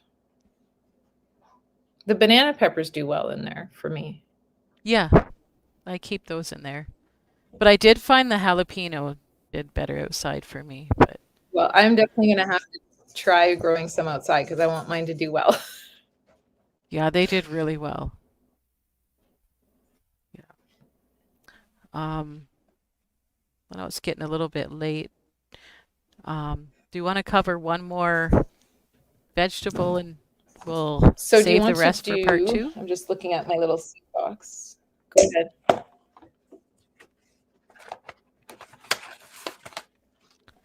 I was delving into Uh, squash. Are you ready to go there? yeah.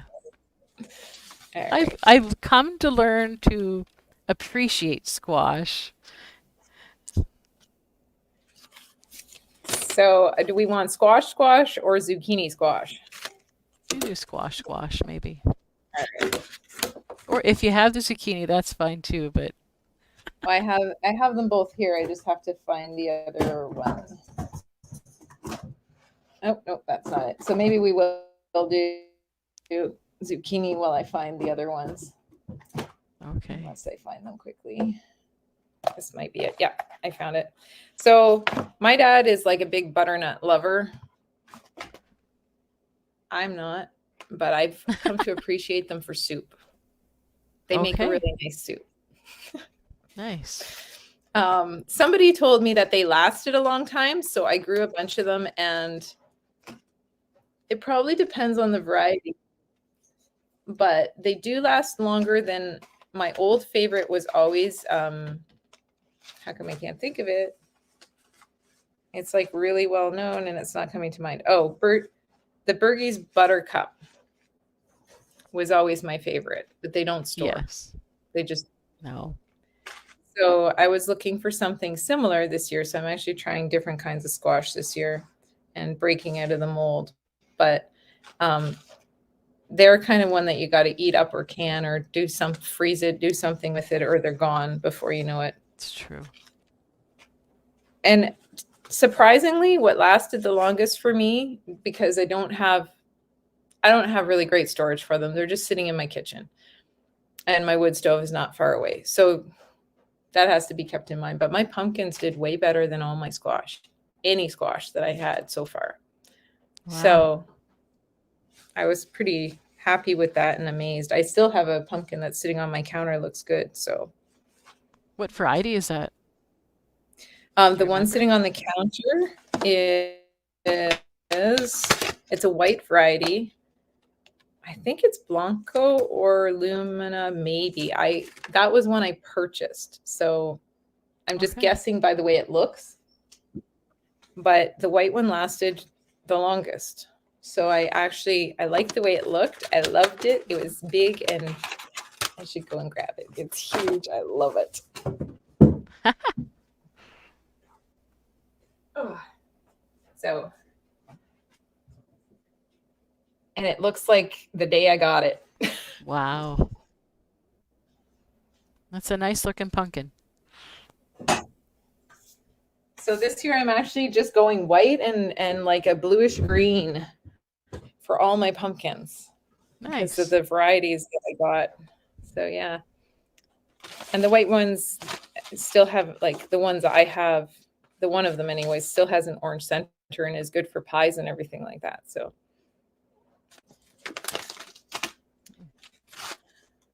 my favorite squash though has to be I don't know if I'm gonna say it right. Kabocha? Okay. Am I saying it right?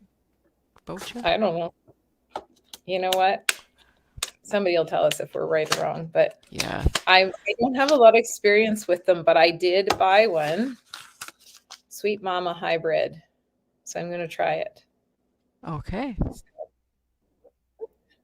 I have to put it in front of my face for you to see it. So that's why I'm always going over here. But anyway, so I'm going to try that one. What did yours look like? Anything like that?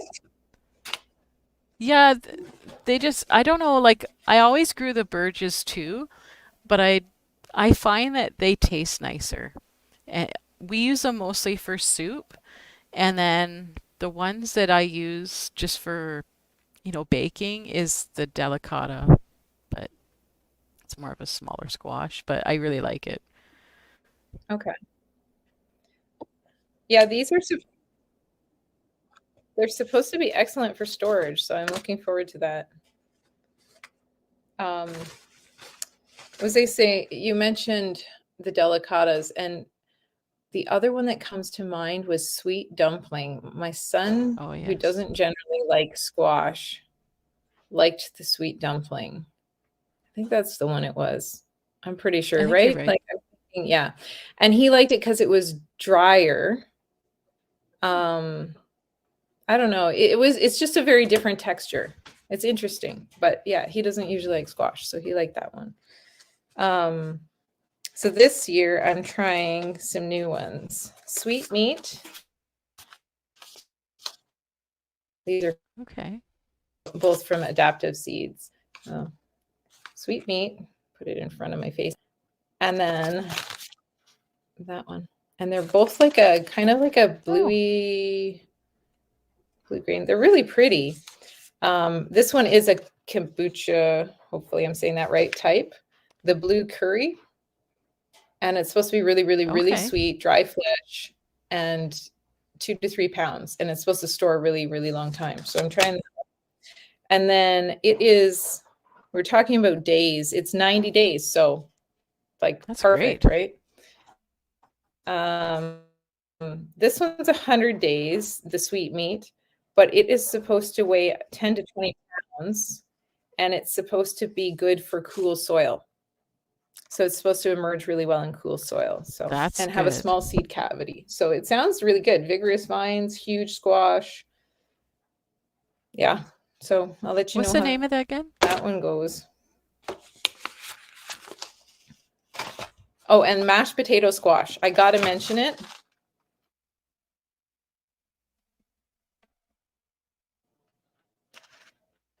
I've never heard of mashed potato squash. So the reason I got to mention it is I'm not saying it's necessarily the most phenomenal squash if you're looking for a squash, but it kind of has the texture of a mashed potato when you cook it right.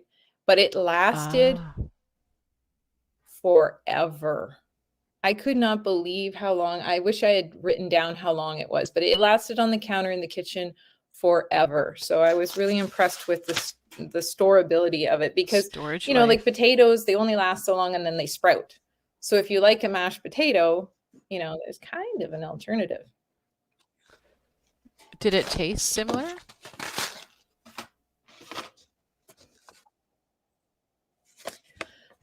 Yeah, I think it kind of has it's kind of we didn't eat a lot of it, to be honest. Like I can't remember. We just grew it and I was saving it, but nobody else in my family likes mashed potatoes except me. So it wasn't something we ate a lot of, but that's kind of another reason why I thought I would grow it because then I just have like my own. They're not very big. So it's kind of like a personal Okay. squash. Wow. Um so yeah, those are the two white pumpkins. And then that's it for me for squash, pretty much. I'm growing one acorn because I haven't grown a lot of acorn. I'm not a fan of the acorn.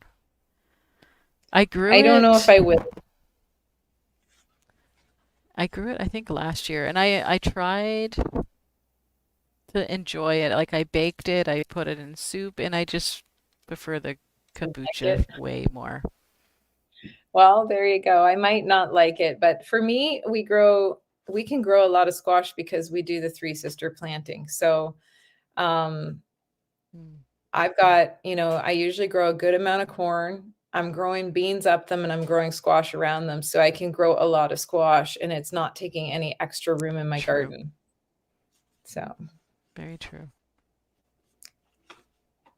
I think one of my favorite things is zucchini though. I Which is really do. funny.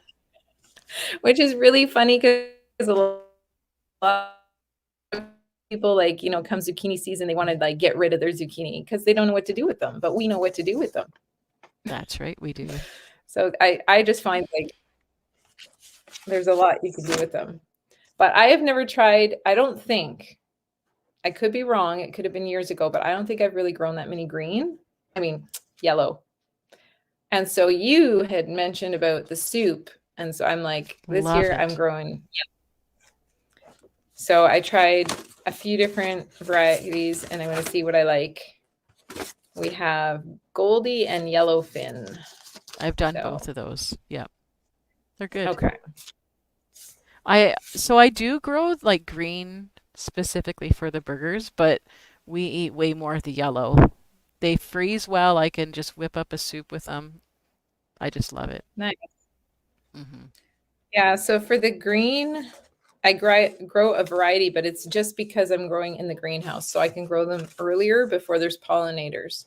So there's Ah, a couple of varieties that are for that, like they'll grow really well without pollinators. And then there's some that just have no spines, so you don't get the damage, so they store better. Um, but yeah, so most of those are, most of those are hybrids. So I grow Raven, this William Dam, yeah. um, Dunja, maybe, and Spineless Beauty. And Wow. those I've always tried in the past. I added a new one that's called Desert, and I think trying to think of why it's good for hot weather. So again, because I grow it in the greenhouse. So this is kind of specific to greenhouse growing. So what's your favorite variety? Because I I Since day one, it's been there's Black outside, Beauty. It right? grows really well outside. I never have an issue growing it. The gray zucchini is another one, but if I had to choose, it would be the gray or the Black Beauty over the green. But so typically, I'll plant one or two Black Beauty and like four or five of the yellow. Then I have lots of zucchini. Dan says here that he goes squash for supplement for Yeah, I animal tend to feed. still grow. And that's a good idea because getting feed can cost a lot of money. So It's good.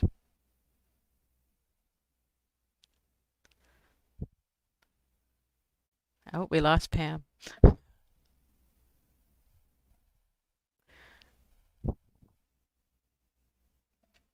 Yeah, usually by the end of the year, if my squash hasn't Oh, I'm done back. well in storage, I cut them open and let the chickens go at them because they love squash too. Actually, I have an aunt that she's got a farm with Yeah, cows and we grow. stuff, and there's always different squash. Um, I guess you can call them their hybridized squash. She'll give them to me specifically for the chickens, whatever she doesn't use.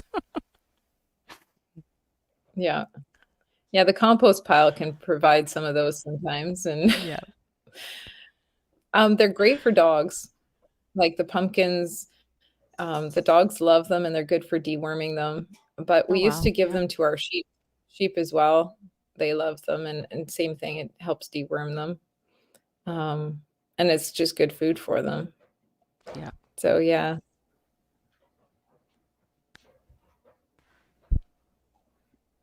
Sorry, I know you were trying to say something and then the internet wasn't working right. So, Yeah, I don't remember. It's okay. It probably wasn't that important. One one thing I looked over at my garden diary, and I know you keep one too, is that yeah. that is like super handy for knowing what you're going to like to grow because, you know, I have a different one from year to year. Well, sometimes I can fit a few years in, but um, you're not necessarily writing something every day, but every Yeah. time I do something, I try to keep track. I need to keep better track of why I didn't like something because Mm, you think you're going to remember, but years go by and you you're like, I don't. know Yeah. I've grown that and I don't remember what I didn't like, you know. But I do try to keep track of what I do like, especially in here, and what works for us. And when I planted it, like I'll write down when I planted it in pots if it's inside, when I transplanted it outside, and then how it did, or when I harvested it, so that you kind of get your own idea of what works for you. I don't know where I'd Yeah, be that without. was a like every year still I'll go and I'll check out like when I started my seeds, like writing too early. Last year I started my jalapenos or banana peppers um, on February 21st. It was too early. They didn't do well. And then sometimes when you plant them too early, they get stunted when they go outside. So every year I go back and I look because I always forget when I've started things. But most of my seeds that I do start are usually the first little bit of April. Some things in March, like peppers or celery, those are basically what I start early. But then there's winter sowing. So celery does amazing if you winter sow it. And it transplants really well into the garden. So I don't need to worry about planting that in the house and saving some space that way. Plant it outside in those jugs. So That's there's something I certain want. things that do well. I definitely want to try winter sowing because I love poppies. We didn't really talk about this, but certain seeds require certain conditions to germinate. That's right. Some things have to be winter sown in a sense, or sown in the fall, or you think about Yep. nature, right? They're just poppies are just going to blow in the wind and they're going to sow, and then they're going to get that cold period. And echinacea, I could not grow echinacea in the beginning. Um, well, I think I kind of gave up and never tried and just bought plants after that. But I Yeah. didn't realize, and you'd think they would have said on the package that they needed cold stratification. That's very important. That's yeah. So I had no idea why they didn't come up.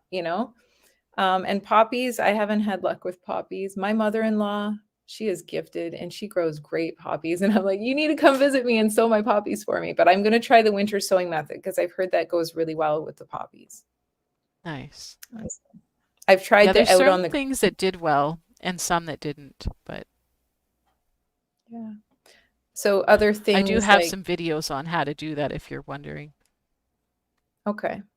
Yeah, I definitely want to try it. Definitely something I want to get into. Something that so far, because we had the greenhouse and, there's so many things that you try and then you're going forward and you just have so much to do. But that's something that I would like to definitely learn and incorporate into my growing because like you said, the space saver and just the fact that you can grow varieties that need cold stratification that way and all the early varieties are just going to come up when they need to and correct me if I'm wrong, but I think you don't have the transplant shock then because they're already outside, right? That's right. Yeah. And they're getting a lot of that sun. Like it's a really good way to do it if they work.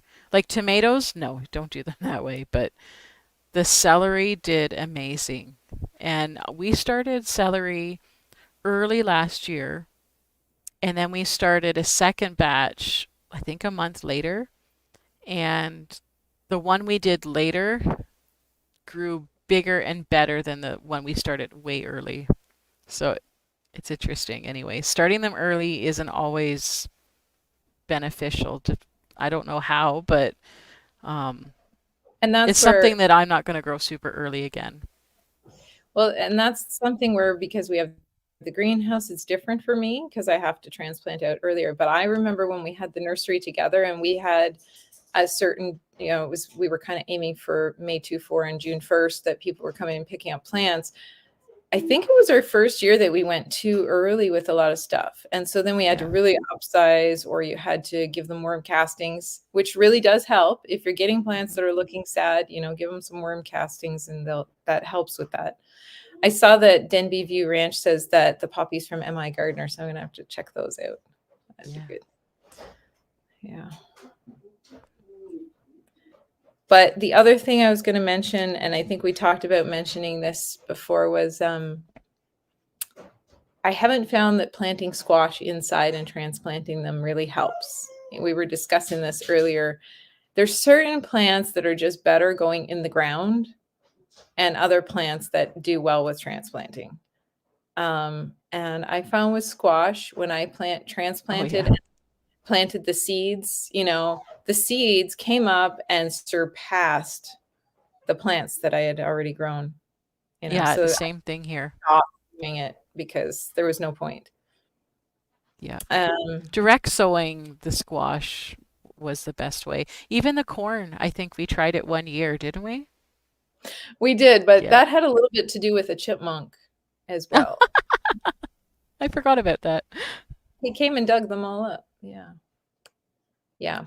But things like sunflowers, even though they do great direct seeding, because of chipmunks and squirrels and stuff like that, those are better to start ahead.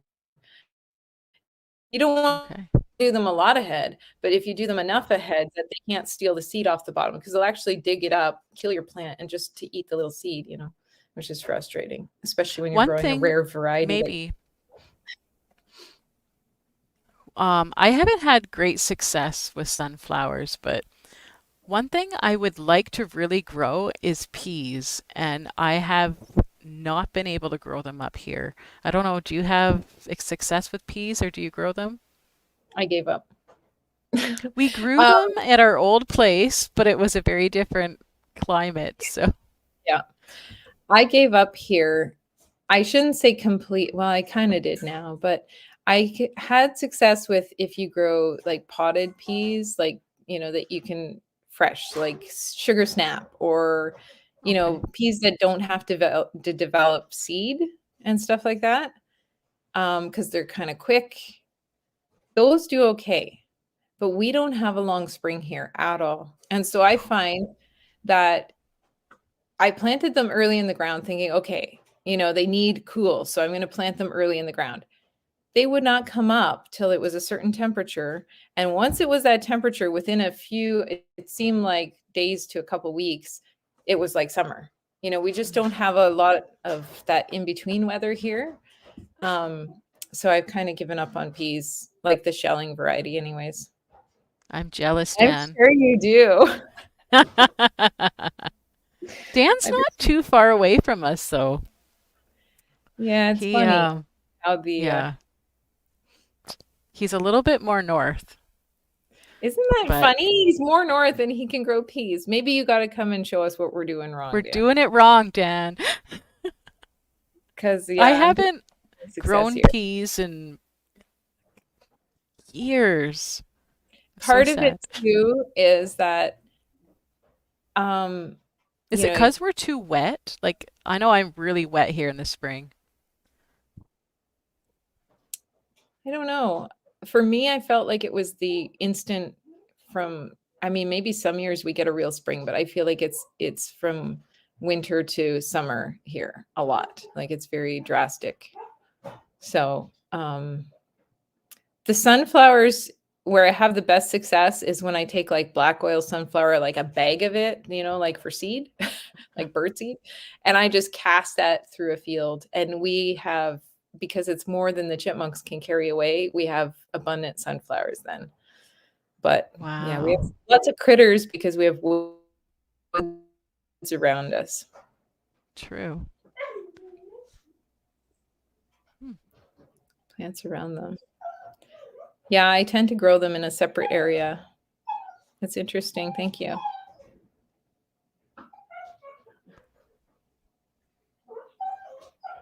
They bolt. Yeah. Yeah. It is such a Yeah. So short spring. broccoli can do okay sometimes, and then sometimes it'll just bolt and flower. Yeah. So you're right. Yeah. I sometimes take those short season varieties and start them in fall instead, like end of summer, and make it Hmm. like a end thing instead of a beginning thing. True. And this is where we can learn from each other because I mean we're all local here. So We are. yeah. Yes, Dan, you're gonna have to give us a lesson on peas. Yes. The thing Oh about peas, boy. if they're shelling peas, is like it takes a lot of peas to end up with just a little bit of shelling peas. That was my other kind of deciding factor is yeah. I just But like if eating them fresh. I think the snap peas, if I could grow that, I would be so happy. I was able to grow Sugar snap snap. peas sometimes, the sugar snap and stuff like that. Yeah. But then I grew them higher and drier. So you're right, you might need to just move them. You can come plant them this year for me, Dave. Like the poppies in my mother-in-law. She's say the same thing. I don't do anything special. That's great. Oh, yeah. Uh, Well, it's good. Maybe there's something we can bargain for. Maybe I got something you can't grow.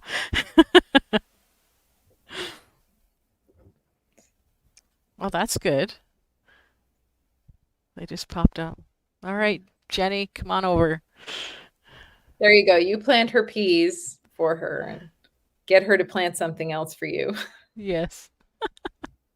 Well, I had them one year. I think I started them indoors because I was desperate. I'm like, I wanted some peas, and I've always went out and tried them in the spring. And I think there's even this stuff you can put in there. What is it? It's not Inoculant. inoculant. Yeah, I tried that. Tried just growing them plain outside, and then I started some indoors, and I had them indoors, and then I planted them outside, and they died. So I've Oh, tried everything. I don't know what I'm doing, oh, that's hard. but Yeah. So yeah, I've had the snap ones, like the sugar snap and stuff. I've had them work okay, but I grow them up, closer to where the house was, so up higher on the hill. And okay, so maybe it is the wetness for you. I don't it could know. be So maybe if you had somewhere that was a little drier in your in flower the garden, raised bed, there maybe. you go. Maybe try Yeah, that. I did try them one year in the raised bed, but I didn't. The vine kind of grew, but nothing came of it. Wow. Anyways, See it's one of that those things I that gave shows up how on. yeah, yeah. I've left some things off the list over the years, So for you grow great celery. And I actually contemplated growing celery again this year, and then I went, no. Pam, I the like celery. flavor. The flavor is unbelievable. It is Okay, well, you so good. start it and show me how to, because so here was my experience with celery. I was just beginning to garden. Great grandpa gave me like his leftovers of plants that he had started. I planted them in the ground. Nobody told me I had to blanch them. I don't know if it was the variety, where I planted them, the fact that I didn't blanch them, but they all ended up hard, stringy, and hollow. And it was awful. And so Oh, then I was like, it was early in my gardening experience, and it left a bad taste in my mouth. And I was like, I'm not doing it. So until I saw you growing such beautiful celery, oh I man. was like, then I was tempted again. So I grow the Utah tall celery. I got it from MI Gardner, but I think most places sell it. Yeah, it's pretty Um, common. it's a little bit harder, um, but the flavor's unbelievable. I love it. And then the leaves, I dehydrate them and just use them in soups and dishes and stuff. All right, well, I'm gonna have to try again. But when do you start them? Oh, just let me get my journal. I just have to see. They are the one thing that do really well with the winter sowing, though. Okay. Um, so I started last year, some on March 5th, and I have too early written down. So Hmm. So maybe middle to end of March. yeah, but they did well. I'm gonna. I want to try because I hate buying store-bought celery. So then I just don't often, right? I do without it. See, there you go. We can trade some celery for peas. There you go. That sounds like a plan. I love growing celery. There we go. But Did I you- think it's getting a bit late. Yes, it kind of is. Really hard and tough. Not See, enough water. I'm wet here. There we Like my garden's so wet that I think that's why they grow well. It's not That socking makes wet, sense. like it's not soupy, but I definitely have very damp soil. It could I be my could put them secret. down in that spot where I put the watermelons, that really wet area in my garden. Where you used to grow your corn? In the middle where I couldn't really grow anything. Yeah, it's wet there. Dave, I think you've offended Dan there. I Oh. don't remember what I said. I'm sorry. Oh, sorry. Dave's said a good sign of a good gardener is one that can grow celery, and Dan can't grow celery. Oh, okay. Well, I'm glad it wasn't me. I didn't stick my foot in my mouth this time. No. Uh, well, there you go, Kendra. You've got the badge of honor. Oh yeah, far from it. Oh boy. Well, we can all grow I something definitely don't well. have it because I. You That's do true, really and well with your you could have peppers. to do. I'm not super great with my peppers. Well, we can all come up a little higher and learn from each other. There we go. So, if you've enjoyed this, we are going to be doing a second live just specifically talking about tomatoes, potatoes, and corn. And the reason why we left them to last is because there's just so many tomato varieties to talk about. Corn is really, it can be really hard to grow depending on where you are. And Pam has an awesome list of tomato or potatoes, sorry, that I can't wait to hear about. So we're actually going to try and do the live on her channel next time. So if you aren't subscribed to Pam at Hidden Blessings Homestead, go subscribe, hit her bell icon so that you know when the next video will be we'll be doing the next video live on her channel. So, do we know when So that's come going to back. be? I think we're going to try for Thursday. Does that sound good for Okay, others here? this Thursday. Yeah, we'll see how it goes. Okay, I'm excited. I want to know all All about right, your and it'll be the potatoes. first. It's good. Well, and the other thing is that the corn is a big subject because a lot of people don't understand about growing different varieties and crossing and the wind pollination and everything. So it'll be a good discussion. Good And night, there's so many MPB tomato Ranch. varieties. Tomatoes. Thank you for. Ah, I love tomatoes. It's like, do you want beef? Do you want cherry? What do you want? It's so exciting. Oh, and then I have Colors. found I have found the Romas, two varieties that I will grow forever. I think Oh, I want to know. forever. I haven't found Wow. any others. So Good. yeah. All right. Well, it has been a good night. Wow, time flew by. Thanks for joining in, Marlene. Maybe you have some tips for us to share from Richard. Oh, We'd for love to hear it. sure. For sure. I know he's a wealth of knowledge. Love it. Oh, yes. All Yeah. right. He grew popcorn. My husband Pam's would grown a love. lot of different corn.